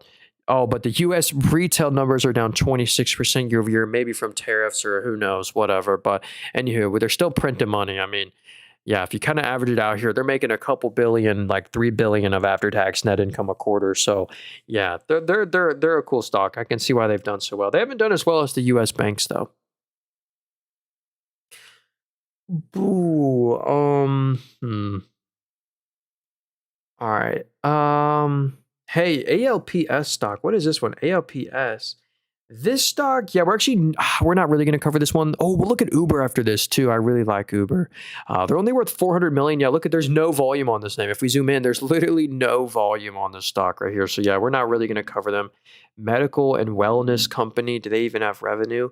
Revenue of for the full year 2025 for the entire or the fiscal year, but it's still a year. They did 3 million in revenue. Yeah, we're not really going to cover that stock. Sorry. Yeah, I'd be really, really careful with that one. So let's do Uber. Yeah, Dorian, what up? Let's do Uber right here. Yeah, Rocket Mortgage is an interesting one as we go into a lower rate environment. Catch the refinancing boom of the home mortgages. But here's Uber Technologies, a perfect never sell stock. I'm talking just buy this name and just never sell it. They're that quality. You can see their active users, actually not just active users, but monthly active consumers. That's the most important metric, not just active users, but monthly active consumers are 180 million when the same time last year was 156 million. So they're growing their monthly active consumers very nicely. Like they're still growing, like it's after COVID, but they're still growing like crazy. Their mobility revenues up 18 after grew 25 after grew 81. So that's on a streak of growth. They're also in Uber Eats, which is their delivery revenue. That's up 25 after grew 8 after grew 13. So Uber's on a streak of growth, and not just on the top line, but also their actual profitability metrics like FCF, which is free cash flow. They're doing 2 billion plus of free cash flow a quarter. And look at these year-over-year growth rates. At this growth rate, what's it going to be this same time next year? Also, the net income numbers are just as good, over $1 billion in net income a quarter with crazy year-over-year growth rates. So everything about Uber is headed in the right direction. They don't own any cars, but they collect a little fee, a little royalty every time you book a car on their service. So Uber's a nice one. What app is that? Yeah, hey, by the way, this is a brokerage where you get stocks on. If you want to get this app I'm on, it's in the link tree in my bio, the very first link there. Can you give me an ETF again for C? Oh, yeah, that was URA. That was the URA ETF.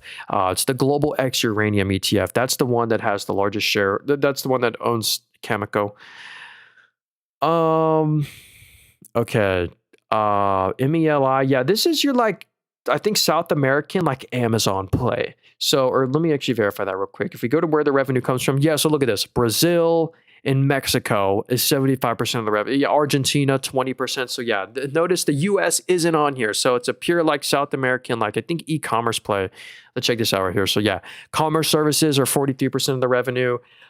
Credit revenues, commerce product sales, fintech products. So anyway, they're growing very nicely. That's why I'd maybe put them on the watch list. Check this out. The revenue's up 39% year over year. And the net income, look at that. They're easily doing 400 to 500 million of after-tax net income a quarter. So they're making good profits. The sales are growing nicely. So there you go. Looks like they did miss on net income and they did miss on EBITDA this quarter slightly. Actually they did good on earnings, so they gapped up on earnings. Maybe they gave some good guidance or something. But yeah, they're actually I love the growth and the net incomes they make. Oh hey, we got to get to race or not. We just looked at race. We got to get to Meta again. Yeah, remind me to get to Meta and then Eldon Pharmaceuticals. Let's check this one out. Hey, what up, Mary? I appreciate that. So here's Eldon Pharmaceutical. They're only worth $250 million. So this is a very small company and the stock's at an all-time low. So we'll still analyze them. So they're a startup. So if we go to the revenue right here, it says 0 because they've never sold anything. They've never sold a product or a service. It literally says no data. They've never sold anything, and they're losing a bunch of money every quarter. So that's the thing. It's hard to trust here. I mean, it's a $250 million company, but it's a startup. It says they're trading at 5 times PE. They're not actually. Yeah. So look, they're actively. We go to the cash from investing activities. They're selling out of their own assets. So they don't make any net income. They're net income negative. They've never made a single dollar of net income. They have no revenue. So you're really just waiting for some sort of FDA approval there. I wouldn't trust anything meaningful in that ticker symbol right there. Yeah, very, very risky just because the fact that there's no revenue and 200 mil market cap, all-time low, penny stock, it's tough to trust. But here's one I think that you can't trust. Oh, we'll look at GE Aerospace and Joby. Those are cool ones. So here's Amphenol stock. They had stellar earnings. Oh, and Supermicro. Hey, Supermicro I don't think is a good buy yet, but I do own them. I'm up double on them. remind me to check out Supermicro. We'll check them out. So here's Amphenol stock right here. They just rose their dividend by 60% to 25 cents a quarter, which is just insane. I want to buy more of this stock. I'm talking like, from what I'm hearing from Nvidia, AMD, like, and from the CommScope acquisition, they just bought this company called CommScope. Oh my goodness, I kid you. Or they didn't.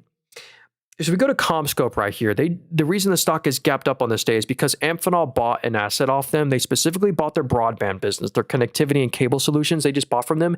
And that was before this quarter right here where it jumped up 51%. Amphenol got a steal of a deal. I can't wait to see what happens when that acquisition goes through. There's going to be way more synergies than expected. But let's see here. Oh yeah, so here it's kind of down here. Amphenol to acquire CommScope CCS business for $10 billion.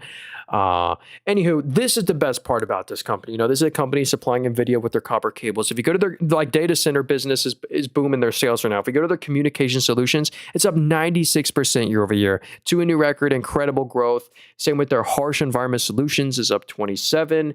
And interconnect, that's up 18. But anyway, just check out their numbers versus what the analyst expected. This is incredible. That's the orange line. The orange line is what the analysts expect every quarter. Every quarter, they're beating on revenue, beating on net income, and beating on EBITDA by a huge margin. If you go to the FCF, which is free cash flow, a record free cash flow up 100, triple-digit growth the past 2 quarters. The net income is also up triple digits year over year. Revenue's up 53, but the net income's up 106. What does that mean in English? That means there's pricing power and net margin expansion. Net margin went from 15 to 20. That's insane. That's why this stock's at an all-time high, plus a 0.5% yield, good growth. So yeah. What happens is, hey, thanks. Yeah, again, this is a brokerage right here where you buy stocks on. They send you a tax form every year. They ask for a bunch of information.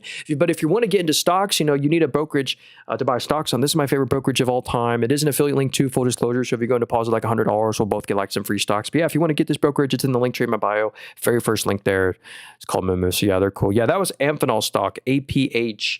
Wouldn't buy them here, not at all-time highs, but they certainly deserve to be at all-time highs. I'm talking incredible numbers. I have so much more to say about them, but I don't want to. No one knows about them, so I don't really want to bore anyone with a stock they've never heard about. This is GE Aerospace. I'm talking their moat is the fact that there's never going to be any competition. The barriers to entry is insane on GE Aerospace. Let's actually see if there's any Morningstar research on it, or there should be. Actually, they repair and service these engines. So if we go right here, the business has been booming. Their commercial engine and servicing revenue is up 26% year over year. And if we go to their defense, and they're an aerospace and defense play, that's up 26% year over year. Government can't let them go bankrupt, but they've had phenomenal pricing power. Phenomenal pricing power. If we go to the revenue's up 23. So the revenue's up 23. Oh, but actually, that's a tough comp. Yeah. So actually, yeah, it was a one-time adjustment. So the revenue's up 23, and the net income is actually up by 70% year over year. So the profits have exploded. The pricing power is insane on this company right now. So they make over pretty much $2 billion plus in net income every quarter. What are they doing with $2 billion in net income a quarter? Well, they pay a dividend, and the dividend legit only costs $380 million. So there's so much future room for them to raise the dividend. Since they have so much leftover money, they're plowing all of it into share buybacks. $2 billion a quarter on share buybacks. So if you go to the net income, again, this is a one-time adjustment, but the net income is up by 16. But the net income per share is up by 18.8. Again, because the share part of the ratio went down, plus the dividends. GE Aerospace is a great never sell stock. Great never sell name. Hey, what up, user OR2? How's it going? What do you think about DEFT? What up, Ronnie? Yeah, DeFi and DEFT. I don't really like either of these names. This is just some crypto company. I mean, the numbers just look choppy. I've never really understood how to analyze this company. If you go to their revenue, the sales, their revenue went negative 74 million. So this is some sort of they buy parts of other publicly traded companies. So, something with Solana. I don't know. Do you know what they do? Because I don't either. But there's also DEFI. Someone said, wait, DEFI. That's Hashdex Bitcoin Futures ETF. So yeah, I guess if you just want exposure to Bitcoin, you could buy DEFI. It literally just follows exactly whatever Bitcoin does. But I think IAU has a lower expense ratio fee than that one. And they should move the exact same. So HIMZ. So this is Defiance 2X long HIMZ ETF. So yeah, if you're really bullish on HIMZ, you don't want to buy a call yourself, you could just buy a share of HIMS. So whenever the underlying stock of HIMS goes up 1%, this goes up by 2%. And you could also do like an option on this or something. But anyway, you swing trade this, that's something you swing trade. Joby. Oh yeah. Hey, then we'll get to Meta after this. So Joby, I don't trust this one. They're kind of like Altria Aviation where they still don't have any revenue yet. Let's see. Is there any news down here? Weekly news. Joby Aviation partners with Nvidia. Yeah, that's all marketing. Launches propeller blade manufacturing facility in Dayton. Hey, so that's good. This company needs revenue because they don't have any revenue yet. That's the thing that I find tough to pay. So if you just go to the revenue right here, the sales, the lifeblood of the company, the revenue was $15,000. I mean, so $15K of revenue. And they're losing, they're losing like 150 to 200 million of net income a quarter. And so how is their balance sheet so good still? It's because they're diluting the life out of you. I mean, they dilute you by 300 mil, but Toyota Motor does back them. Toyota Motor owns 15% of all the shares. But But to buy this one, I think with real money, like you don't buy them yet. Like we want to see real revenue growth or just real revenue narrow these huge major losses of 100, 200 mil a quarter. Looks like the revenue is supposed to go from 15K to 5 million, but any miss on growth expectations will collapse this name. Again, the startup, I'd be just careful just because of the fact that they have no revenue yet. So yeah, let's look at Rocket right here. Rocket Mortgage. Let's see. They acquired Mr. Cooper. Let's see, what were the earnings? Okay, we don't get any AI results, sadly. But yeah, this one should just benefit as rates go lower. Let's see what they reported. So they beat on revenue. They missed on net income. And looks like they beat on EBITDA. So yeah, the numbers still should look. Again, the revenue, it says it's up 158% year over year. That's actually because they just acquired Mr. Cooper. Let's see, if you go to cash from investing activities down here, or yeah, they just had to issue $6 billion of debt to pay for this. But they just acquired a great company. Oh, it's not going to load on this. They just acquired Redfin. If anyone's heard of Redfin before, they bought Redfin and they bought Mr. Cooper. So yeah, they're a direct-to-consumer, mortgage company. So as rates go lower, they should capture that refinancing boom and collect that money. So yeah, and we could see that how interest rates are headed. There is chances of rates getting cut. Hey, what up, Big Ren? I appreciate that. Okay, so yeah, American Airlines. I'd stay away from the airlines just because these just there's not an airline that exists out there that has actually outperformed the S&P 500. Like, there's literally funds out there that literally recreate the S&P 500 that remove the airlines and the cruise lines because of how terrible they do. I mean, look at this. The stock it's fallen still 50% plus from the 2019 crash. They still haven't recovered from that. So this is a swing trade. You want to swing trade this one. I don't think there's a scenario where you just want to buy and never sell this kind of in this kind of industry. With the government, the stock's probably also struggling with the government shutdown. I actually, my prediction, if the government shutdown ends, that could send this stock up, bring some momentum around it. But even that's the short-term thesis. It's just a bad long-term hold, I think. Okay, let's get to Meta right here because Meta's really popular. They tanked on Friday or the day before actually, but because of really a one-time tax charge, it really was no big deal. Let's actually see what the earnings hub has to say about Meta's earnings. So yeah, we can see their active users. Meta literally has 3.5 billion daily active users, but family of apps generated 99% of revenue. Yeah.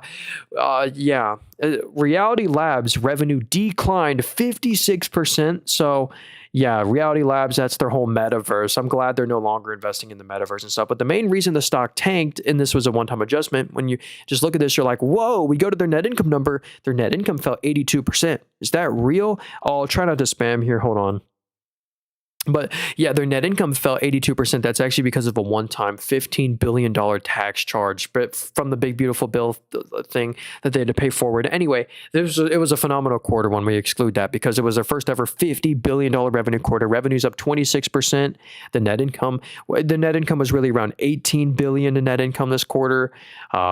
really good balance sheet. Investing in the future, they're still spending 20 billion plus on new assets every quarter, investing in AI. They're kind of losing the AI in terms of like the LLM, like Llama, I guess isn't great, but I like him as an AI play from like the Meta Ray-Ban glass. I guess that's not so much AI at all, but the Meta Ray-Ban glasses are pretty cool where it has the on-site display where you can scroll through reels and stuff. But yeah, they just introduced ads to WhatsApp. They own Threads, which Threads now has the same amount of daily active users as X does. Yeah, 3.54 billion. They own Instagram, Facebook. Yeah, they print money. I mean, their ads do. So, like on Instagram, like on YouTube gives you 45% of all the ad revenue they make. Well, Instagram, they keep 100% of all the ad revenue.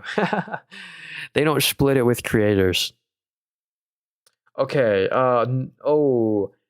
UiPath stock. I'm down bad on that stock. Let's actually check the one out. So we are down 25% on UiPath.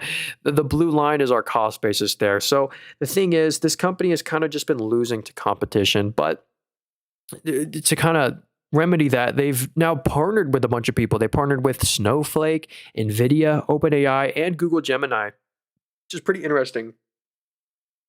So, they're still not making any money yet. If we go to their operating profit down here, it's getting better. Like they lost 80% less, 66% less. So they're narrowing their losses. The revenue is getting back to double-digit growth. It used to be all single digits. This stock is just disappointing me, and I'm kind of looking to get out of this name, but they're kind of too cheap to sell because they do have a lot of cash on hand. I'm talking like they have so much cash on hand that their cash makes them.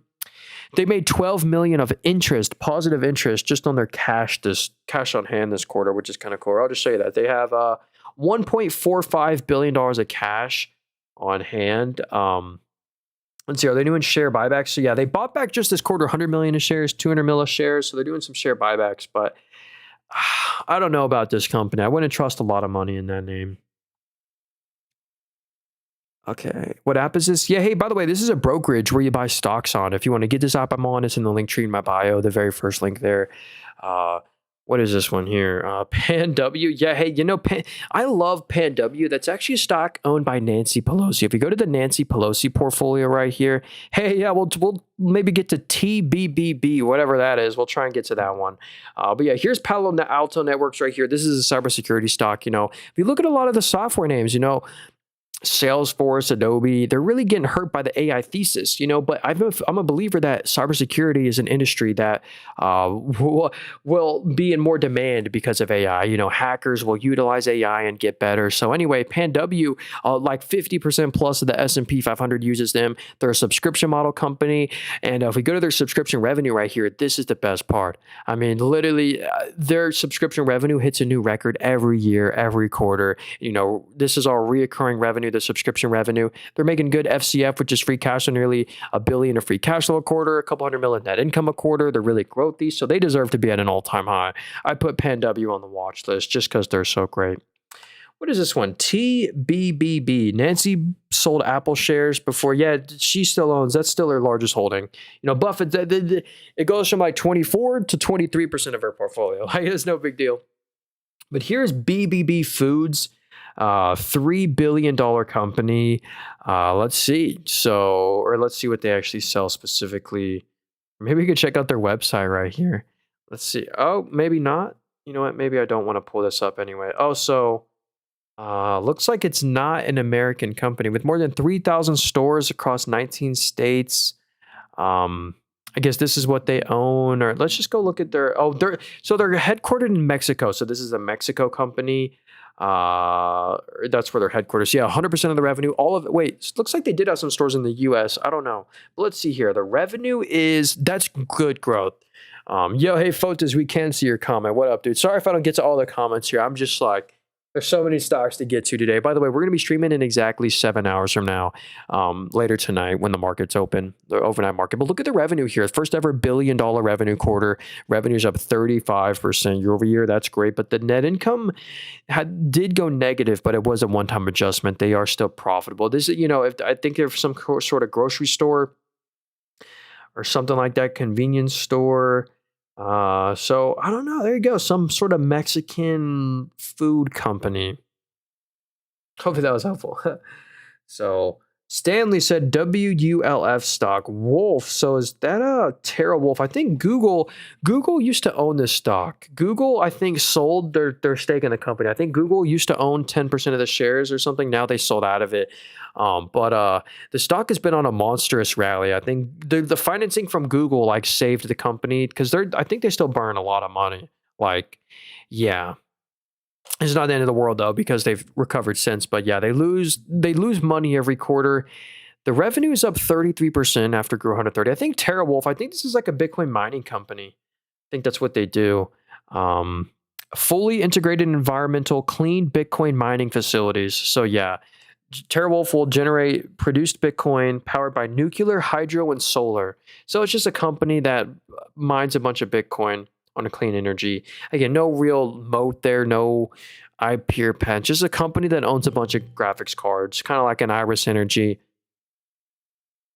What do you think of? Hey, what up, Eduardo? He said ELAN. What is this one? ELAN stock. Oh, and IBM. Yeah, IBM's a cool quantum play. So this is Elanco Animal Health. Oh, this is one of the competitors to Zoetis. Wow.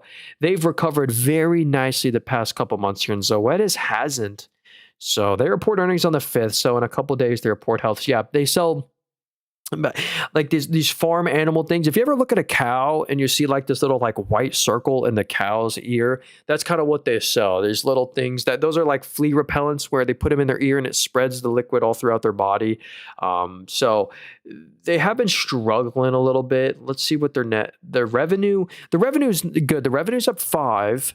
And they're just now getting net income positive. Yeah, they used to lose a bunch of money every quarter, but for the past 4 quarters, they're actually making good net income every quarter.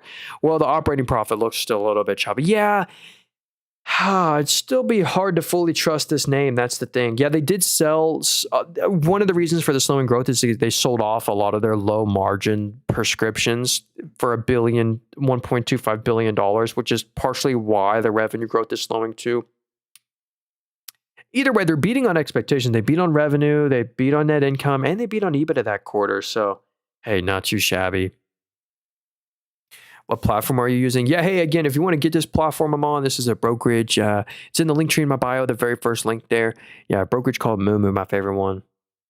All right, so IBM stock, let's pull this one up right here. So IBM, this is a cool stock right here. So they're at an all-time high. Yeah, congrats if you own this one. I remember on the earnings, they like initially fell. Yeah, they initially fell, but then they like monstered up higher. So that's great news. Let's see what their actual earnings were. Let's see what the analysts say. Software revenue grew 10%. Infrastructure segment grew 17%, led by strong demand for Z17 mainframe platform, hybrid cloud solutions. So, hey, not too shabby. Looks like they're beating on expectations. Again, the PE ratio is a bit lower than 36, but yeah, I love how diversified that they are. Software, consulting, infrastructure. The net income's really good. They're pretty much making $2 billion plus in net income a quarter. So IBM is interesting, and this is a great dividend play. If you look at the dividend, you get a 2.2% dividend, and they raise it by a few pennies every year, but not too bad. They don't need to raise it a bunch because the yield's already so good. Okay. Oh, hey, what up? Actually, let's get to Novo Nordisk. We're going to come back. We'll get back to DLO. Well, hey, Steven, what up, dude? We'll look at DLO after this. And then, Netflix too. Yeah, Netflix apparently did a 10-for-1 stock split. Remind me to get to SNDK and some of these other names right here. We'll be live for another 30 minutes. But here's Novo Nordisk right here. This is your weight loss prescription company. They own Ozempic. They own Wegovy. And one of the reasons, though, the stock has kind of been struggling is because they lose their exclusivity for Ozempic in a couple of years. So they lose their patent. They're already seeing increased competition from Zepbound. Which is Eli Lilly's product. But look at this. That's why the PE is so low. I mean, they're literally trading at 12 times PE when the industry average is 27. And the reason the PE has collapsed so much recently is, again, because of the future uncertainty of their exclusivity.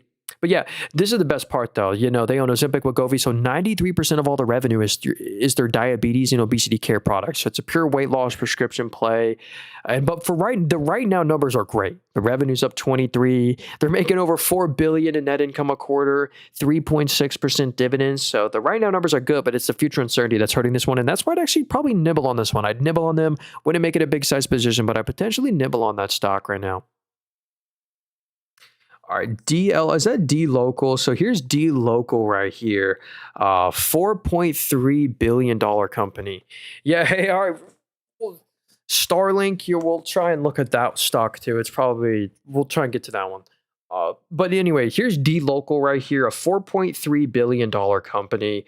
So they are transaction revenues. Oh yeah, so look at this. Here's where the revenue comes from. Other countries like Brazil, Mexico, Egypt, Argentina, Chile, so all these other countries. So it's like an international kind of transactional revenue company. Look at the growth. That's insane. The revenue's up 49% year over year. So the revenue's up 49.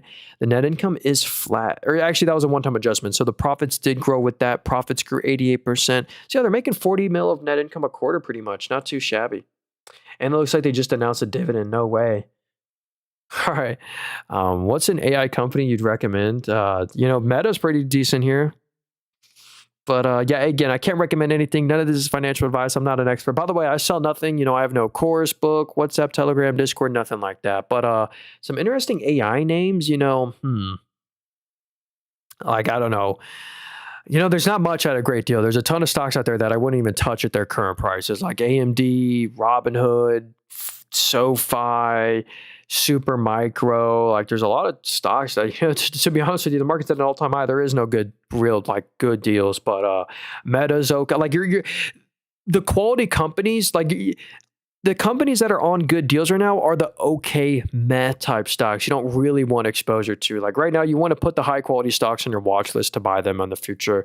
Actually, Wix looks interesting. Okay, never mind. Let's go back over here though. So let's see some Starlink deal. Someone said CMBM deals with Starlink. Normally these are just like marketing. Yeah, we're not really going to cover this stock. It's some $80 million micro cap, all-time low, or they're the same price. They're lower than they were in 2019. They're worth $80 million. Point to multi-point. So their main business, point to multi-point, whatever, their business is down 23 after it fell 10, after it fell 52. So that's not good. So if we just blend all their, so yeah, I think it's just hard to trust this name. Like here, just kind of think about this logically for a minute here. Just think about this logically. The whole company is worth 84 million. So the whole entire company is worth 84 million. You could buy the whole company. You could buy the whole entire company for 84 million. You're buying a company that lost 10 million. That's over 10% of the entire market cap. So they lost 10 million, 9 million, 26 million, 50 million. That's literally 60% of the company they lost in just that one quarter. So no wonder why this stock is at an all-time low. But it looks like there is some new momentum, on some Starlink deal. But there's still real bankruptcy risk with that company. And I don't know. They're fun to swing trade, but I'd be careful with them as like a real good long-term hold. So I forgot to get to Netflix right here. Yeah, hey, Eduardo, I do have videos where I just all my YouTube videos, I kind of show how I analyze a stock here. But yeah, just being on the streams. Yeah, by the way, I sell nothing, no real way to learn from me besides just watching the streams and my YouTube videos. I sell nothing, no course, book, WhatsApp, nothing like that. S&P 500, yeah, that's just the best way to get exposure to the S&P 500 in my opinion, because again, the S&P 500 is an index fund and you need to buy an index fund on an exchange. So you buy an exchange traded fund, an ETF. The lowest expense ratio version of the S&P 500 in my opinion is the VOO, the Vanguard S&P 500. It's literally the exact same thing as the S&P 500, just on an exchange. And they're here, same as the S&P here is top holdings, Nvidia, Microsoft, Apple, Amazon, Meta, Google, it's all market cap weighted. So the companies with the largest market cap stay at the top, become the largest weighting. AMD going to 300. Hey, I hope so. AMD risk reward doesn't look great here, but oh yeah, SNDK. Let's check this one out. SNDK. Nike is going up on the holidays. Yeah, Nike. They just sell. They're interesting though. That could be literally said about a million companies. This is the holiday, so Amazon's going to do good. Meta ads are going to do good. It's priced in, but okay. Here's SNDK. I don't hate Nike, but I don't think they're a good never sell stock. Especially if you're quite a ways from retirement. I wouldn't buy Nike yet. But we'll cover Nike after this. But here's a $29 billion company right here. The momentum has been insane on SNDK. Let's go figure out what they do, because they just IPO'd. So most of only 20% of the revenue is the US. So China, Hong Kong is 50 or nearly 50% of the revenue. in development, manufacture, and storage devices based on NAND flash technology. It produces SSD cards, memory cards, USB flash drives. So let's see here. Revenue is up 8% year over year. So revenue's up 8%. They had this is their IPO fee. So ignore that. I don't know. I mean, I just have to wait for more numbers. I mean, it looks like they're making money every quarter. I just don't know. I don't know if the risk reward looks great here, but they report earnings on the 6th. So if you buy them now, you're kind of betting into earnings. So, here we can kind of get some highlights, earnings analysis. Expected revenue of $2.4 billion. EPS forecasted of 61 cents. Really? What's the EPS right now? Oh, so it was 72 cents. So they're expecting net income of around 80 million in net income next quarter. Predicted to benefit from strong AI demand, strategic price increases, enhancing revenue. Okay, whatever. Interesting. What about AT&T? Yeah, AT&T and like Nike, these aren't, you don't buy these stocks if you're far away from retirement. Like if you still got 10 years away till you retire, like you don't really buy an AT&T. Like if you didn't know, AT&T stock is literally the same price that it was in 1997. So if you bought AT&T in 1997, it's the same price that it is today, but you're buying them to maximize your dividend income. You know, you get a 4.5% dividend. The dividend is safe. You do get the safe 4.5% dividend, but since 1997, there's not been a single dollar of stock price appreciation. So you've underperformed the market by a lot with this name. But you buy it to maximize your income, but you don't buy it yet. Okay. Yeah. Apparently Netflix put in a bid to buy. Oh, we forgot to get to Netflix. Netflix put in a bid to buy Warner Bros. Discovery because Warner Bros. Discovery got a bid to get bought out from Skydance. Now Netflix is like, hey, we'll put in a bid. And they're also doing a 10-for-1 stock split. Let's see. Netflix explores Warner Bros. Discovery acquisition. Netflix forms strategic partnership with AMC for theatrical releases. That sounds interesting. Including K-pop Demon Hunter sing-along version in 300 theaters. And new Stranger Things series finale in the theaters. And went in IMAX too. Okay. Anywho, Netflix can turn into like they can convert away from just like a subscription model company to like an entertainment company, almost make like a small Harry Potter Disney World kind of thing. But check this out. Here's their premium subscribers. They have 301 million premium subscribers. Here's a cool metric we get. Their average monthly revenue per paying membership is $11.69. So that's how much they're making per person. This is good net income. They're easily making 2 to 3 billion of net income every single quarter. You know, they introduced an ad tier subscription that's lower and they increased their prices. So, and it's worked out great for Netflix. So that's why that's how their net income is just growing so much right now. So yeah, just a nice subscription model play right here. It's overvalued though. It is overvalued, but it's kind of like Spotify. What's the other one? Spotify, Netflix, all these names kind of trade expensive. Show us your own portfolio. Yeah, I've done that the whole stream. By the way, if you missed anything, if you want to see all my portfolios, I just did a whole entire stock portfolio update on my YouTube channel. But yeah, at the very end of the stream, we'll do another whole entire stock portfolio update as well. But yeah, we got way too many stocks for me to do a quick portfolio update on. But yeah, by the way, best way to support me is just subscribe to my YouTube channel. My YouTube channel is called Nathan Roberts, also in the link tree in my bio. I'm streaming on there as well. But yeah, I sell nothing. Only thing I do have is a YouTube channel called Nathan Robert. If you wanted to support me, just we're kind of close to 10,000 subscribers. Kinda. How do you determine which stocks are safe to buy at the low other than the Mag 7? Just by analyzing their fundamentals, I see if it's a company I trust, like Amphenol, Coca-Cola Consolidated, Ferrari, Comfort Systems. They all have great numbers that I can trust. Okay, I started my account in April. It's already up 100K. Heck yeah, S7. Dude, you're doing great. Please, how do I connect with you? I don't really have any thing. If you need to ask me something, I have you can DM me on TikTok, but I don't really have, there's no way to do, I never like to promote this. If you've ever been on my stream before, I've never talked about this, but I do have a Discord. It's literally only for someone to ask me something personally. If you want to join my Discord, it literally costs $1 to join. It's not worth $1. You're not getting your dollar worth back in value. So if you just want to ask me something personally, okay, it's in the link tree in my bio. But anyway, what is this one? Someone said NASDX. I can't find that name. I typed it in though, but I Right, it's, yeah, try not to spam there. Hey, that's not cool, man.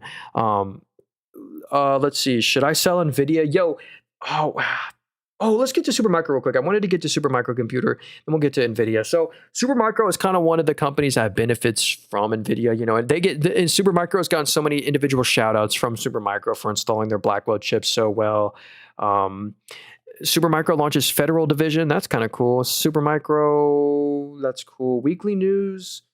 Um, Anywho, here's the thing with Supermicro why I wouldn't buy them yet. Now, if you recently, like Oracle, OpenAI, a lot of companies are buying a ton of chips right now, like an abnormally high amount of chips right now.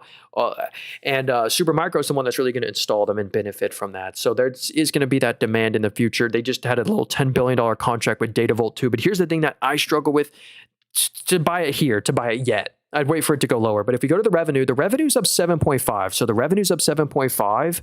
But the net income is down by 35. So yeah, their margins are collapsing. They just sell a commodity. So there's low single digit margins now. Margins have collapsed. That's what scares me. And full disclosure, I want to see Supermicro do good. I'm a shareholder. I'm up, I got 10 shares. I'm up 98%, but I only put 10 shares in them because I don't have too much conviction in that name, but I still wanted exposure. Actually, I decided to buy this company a lot longer ago. I bought them during their financial fraud when they were being investigated by the SEC.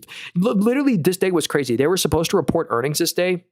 That's why they gapped down on this day. They were literally supposed to report earnings. Then just never came. Then they started being investigated. Like they just didn't report earnings that day. So there was a literal 6-month gap or even longer period of just no earnings. It was so weird. Do you think Meta will go back up from 654? I think Meta, dude, absolutely. I do own Meta, full disclosure. I think it's within a couple years. I mean, this is going back to all-time highs eventually. I mean, this is a never sell stock. They print money. I mean, conspiracy. Government won't allow Meta to go bankrupt because they need Instagram and Facebook to push us propaganda. No, that's not why. They just have great numbers. I mean, they make 20 bill plus. They basically make 20 bill in net income a quarter, 40% net margins. I love their apps, Instagram, Facebook, Threads, WhatsApp. They just put ads on. I like Meta. So, sold 50% of Nvidia. I forgot to get to Nvidia. Let's get to Nvidia right here. What app is it? Yeah, hey, I'm not sure what app you were talking about. By the way, all these apps, these are all brokerages. These are all where you buy stocks on. If you want to get any of these apps, they're all in the link tree in my bio. Full disclosure, they're all affiliate links. So if you go and deposit some money on them, we'll both get some free stocks. Have you thoughts on trading's earnings reports? Yeah, hey, earnings reports are when there's a lot of volatility. I've never been good at trading earnings, but if you're looking for an event that has a lot of volatility, you could buy a stock before earnings, and because that's usually when they either gap up or gap down a bunch on earnings day. So here's Nvidia right here. Here's the one thing that's a tough buy about this one is the fact that they're worth 4.9 trillion, so if you buy the stock right now and you double your money, or for you to double your money if you buy the stock right now, Nvidia has to be worth basically 10 trillion. So I think it's a tough double, or it's a harder double than some of the other maybe Nvidia beneficiary names. That's why I actually chose AMD. We actually just hit our first double on AMD. Let's go.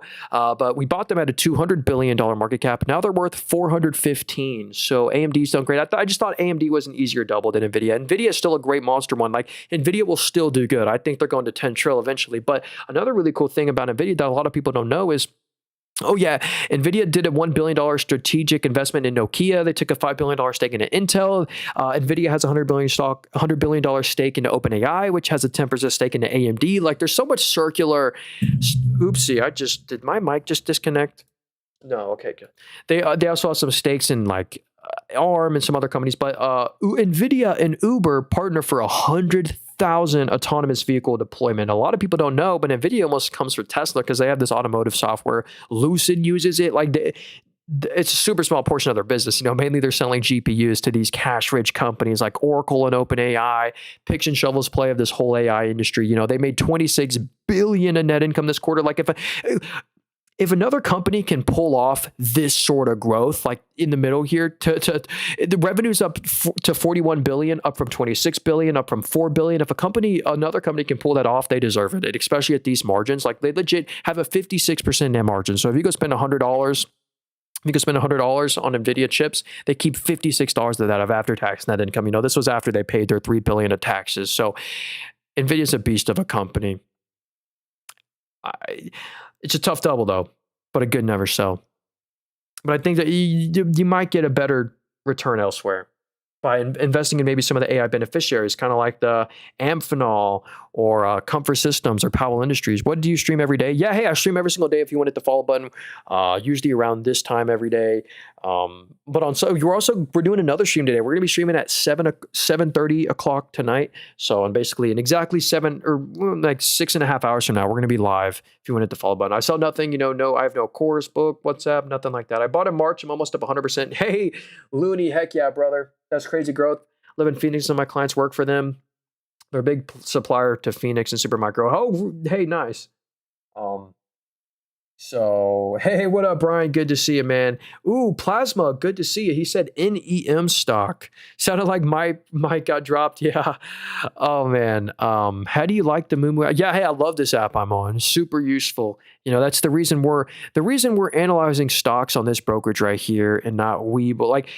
Like you can buy stocks on any app. You can buy stocks on Cash App if you wanted to, but you can't if you click on this stock, this is all the information you get. We can't really analyze the stock and learn more about them. That's what I love about this brokerage so much. And it's also, it's actually lower fee than that one. With Robinhood, you got to pay $5 a month. This is a completely free brokerage. If you're looking for an app to buy stocks on, I recommend this one. It costs nothing. It's free.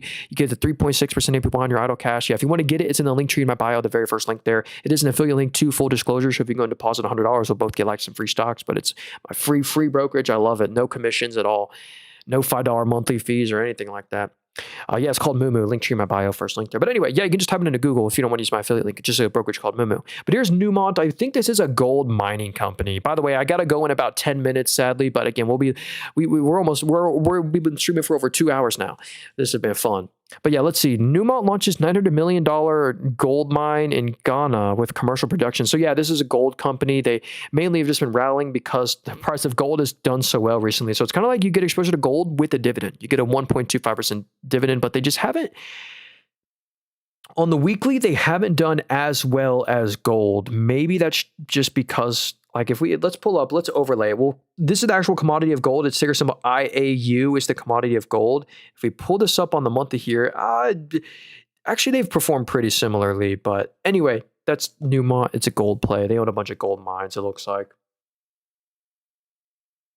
I have 360 shares of Nvidia at average cost of $3. No, heck, dude, you must have a crazy good dividend yield even on that one, man. We got an OG in here. All right. Let's see. The URA ETF. Yeah, if you're looking for exposure to uranium, you can just buy if you don't know which individual uranium stock to buy, if you don't know whether to buy Cameco, don't buy Oklo. Oklo is complete momentum. UEC's decent. They bought a uranium mine off Rio Tinto a while back. LEU is also a really good uranium play, but if you just don't know which one to buy individually, buy the URA ETF. But yeah, here's LEU right here. The more I look at this one, the more I like it, because there's not many other uranium names making this consistent net income. It's still not that consistent, but it's way better than any other uranium stock I've seen where they're averaging good net income every quarter. Should you buy Cameco? Not at this price, because the risk reward, it's a tough buy. It's literally at all-time highs. But again, EPS rose 820%. Yeah, it's a Canadian company. But anyway, the US, we're no longer buying uranium from Russia. We're no longer buying uranium from China and stuff. We're sourcing our uranium from Canada and the US. And that's why Cameco has been one of the main beneficiaries of that. Because also, that's what, if you're wondering, why do we need uranium? That's what powers nuclear reactors. And with the new whole AI boom, all the nuclear reactors have never been in more demand. So, and there's been a lot of executive orders stimulating nuclear and uranium. So I own this. If you're wondering what the purest nuclear name is, this company right here, CEG, owns 30% of all the nuclear reactors in the U.S., largest pure play for nuclear energy. And you can buy the one that sources the uranium through this URA ETF. Okay.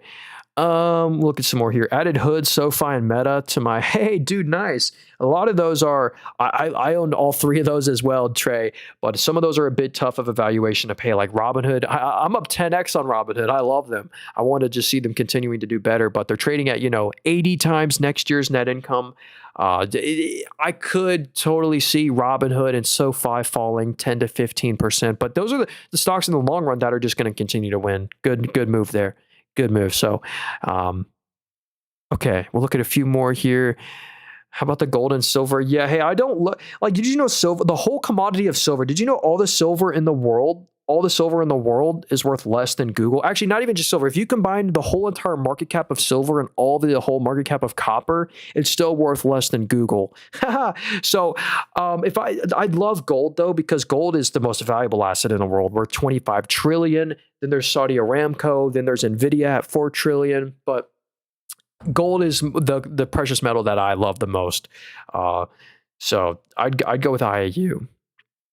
And honestly, I'd rather just the gold mining companies are a tough buy. I mean, there are some like I love RGLD. This is a gold royalty play. Actually, I'm gonna put y'all on a cool stock. RGLD right here. If you want exposure to gold through a cool stock, this is one of my favorite ways. It's like you get exposure to gold with a dividend. So first off, you get a 1% dividend. So you get a 1% dividend with this company. They collect royalty interest. So 36% of the revenue is their royalty streams, their stream interest, which is awesome. They literally that's how they have 63% net margins. It's because they're a royalty business. That's how they have a 63% net margin. The net income's at a record 132 mil of net income this quarter. Revenue's up 20, net income's up 62. Dude, this balance sheet, like takes so much risk off the table having this fortress of a balance sheet. So RGLD is a cool one. What app are you on? Yeah, hey, by the way, this is a brokerage where you buy stocks on. If you want to get this app I'm on, it's in the link tree in my bio, the very first link there. Should I do a cash or margin account? I did a margin account, but I never, ever recommend taking out margin ever. I just did a margin account just because you get the instant, that you see in the top, the instant buying power. So if you deposit money, you get instant access to it. But yeah, either one's fine. I did margin. You can always change it later too. Like I actually, that being said, when I originally made my account, I didn't make it a margin account. I just eventually switched it to it because I wanted the instant deposit bonuses. And I know I'm disciplined enough to never take out margin. Like this app right here says, hey, you could take out 13K of margin. You have to go out of your way to use it, but I'm never going to use it. Okay. They give you margin just off math. It's like the half value of your total portfolio value they give you access to. Is Webull the same potential as Robinhood? Kinda. Webull stock doesn't make any money. Robinhood prints money. They're making a couple $100 million. Robinhood makes like $400 million a quarter now. 7:30 is when you're coming. Yeah, right. Or actually around 8 p.m. Eastern time. We're gonna be live. So it's 1:48 my time right now. At exactly 8 p.m. tonight, we're gonna be live. A little bit earlier than that, but we'll just say 8 p.m. All right, and then I gotta go in 5 minutes, unfortunately. But we'll be live. Okay, so what? Hims and Hers. Let's do this one right here. So Hims right here. A lot of people think this is a meme stock, but they have good numbers and really good growth. If we go to their sales right here, this is what I really like about the stock. The revenue's up 72 after it grew 52. After grew 83. Like they're on a streak of growth, which I love to see. And and they're making good net income every quarter, easily 40 mil, 50 mil of net income a quarter. But there is kind of some bad news. Like a lot of this growth right here, a lot of this growth of their sales have come from them being able to sell a weight loss prescription. They used to sell Ozempic on their website. Now they no longer sell that on their website. They missed on their revenue this quarter. Actually, they missed on their EBITDA and their revenue this quarter. So it's really the reason the stock has been so volatile lately is because of the future growth expectations. They don't really know what annual growth rate to apply to this. I know they're releasing some new like testosterone products and stuff like that, but I don't know. They're interesting. I wouldn't have it as a meaningful size position. I'd probably nibble on it, but I'd be careful with that one. Okay. Hey, what up, Nico? Yeah, I really like nuclear for the next 5 years, next 10 years. What do you think about FLNC or AVP? Hey, what up, Logan? Good to see you, man. Let's do AVPT right here. This is AvePoint. I know this one because they're on my watch list. And this is one I'd not financial advice. I'd put this one on your watch list because they have good net income numbers and they make good profits. Here's what they reported here. I don't know why the stock is gapping down so much. I think they maybe had some bad guidance. I don't know. I'd have to look into it more, but because their actual numbers were great. Like, look at this. That's what the orange line is. They beat on revenue, they beat on net income, and they beat on EBITDA by a big margin. So they triple beat, and they're just now getting net income positive. Actually, they technically are net income positive every quarter right now. Revenue's up 30% after it grew 20%, after it grew 15%. They're deleveraging the balance sheet. Notice the liabilities stay the same, but the assets go up every quarter.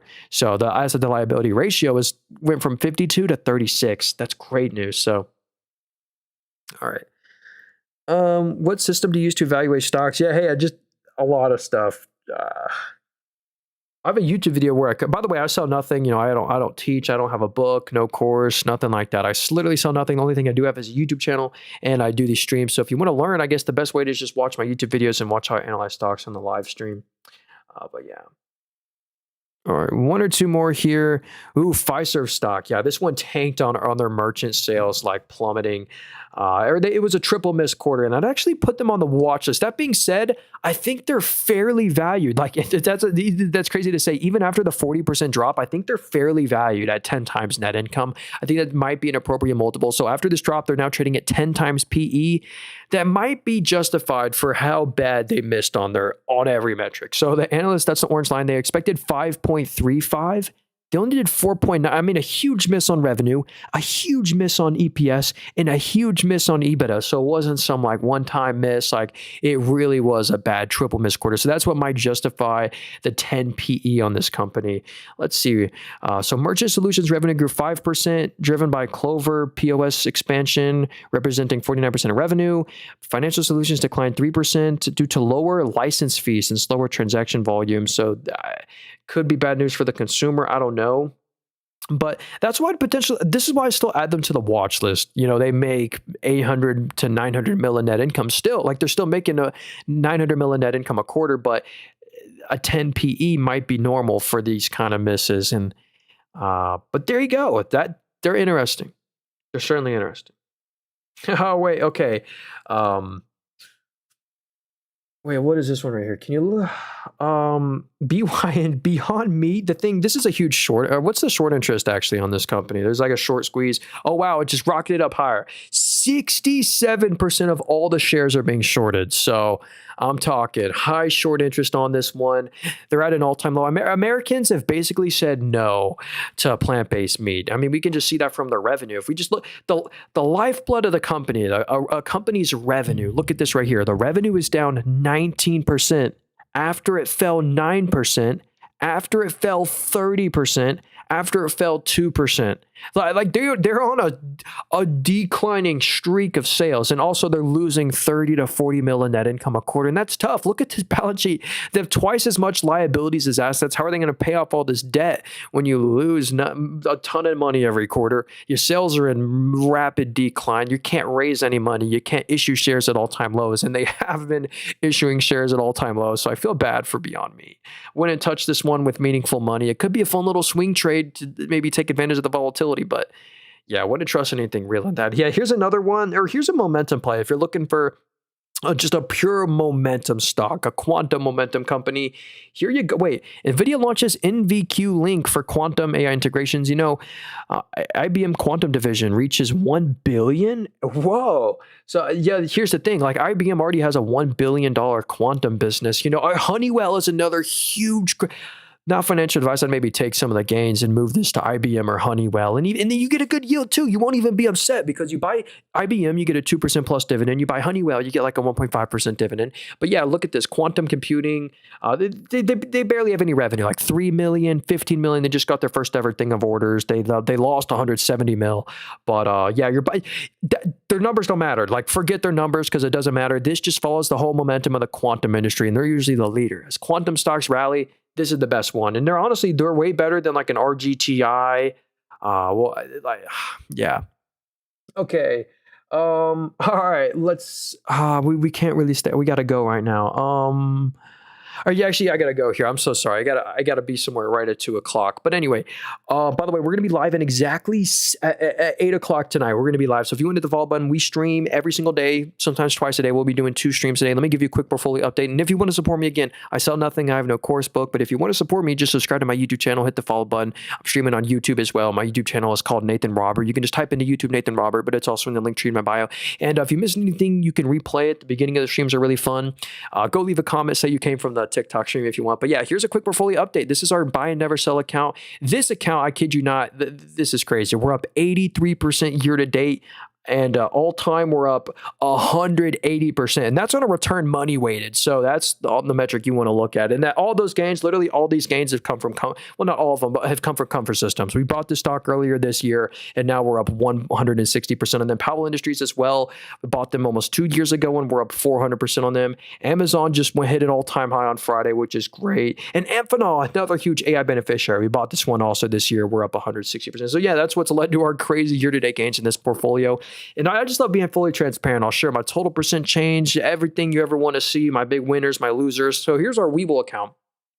If you look in the top left, our open and profit and loss, we're only up 22% all time in here. I just love being fully transparent. And, I go to a bunch of other streams and TikTokers. They never really share their whole entire portfolio and all their winners and losers. Yeah, here are some of our big losers in here, UiPath, and even have a loser in here that I sold, like ChargePoint. I took a $2,000 loss on that one. But Sprouts Farmers Market, Zoom, Progressive, these have been struggling, but we do have some really good winners in here as well, like AMD, Futu hit an all-time high, Robinhood. So if you like Robinhood and Webull and SoFi stock, you're going to love Futu. I made a video recently about them, but also we have our Robinhood portfolio. This is known as our dividend-only account, where every stock in here actually pays a dividend, and every stock in here is also in the S&P 500. Meta just took a beating on this week. Google hit an all-time high. CEG is great. This is your largest nuclear player. They own 30% of all the nuclear reactors. McDonald's reports earnings later this week, so we got a lot of earnings. Yeah, year-to-date, we're up 15%.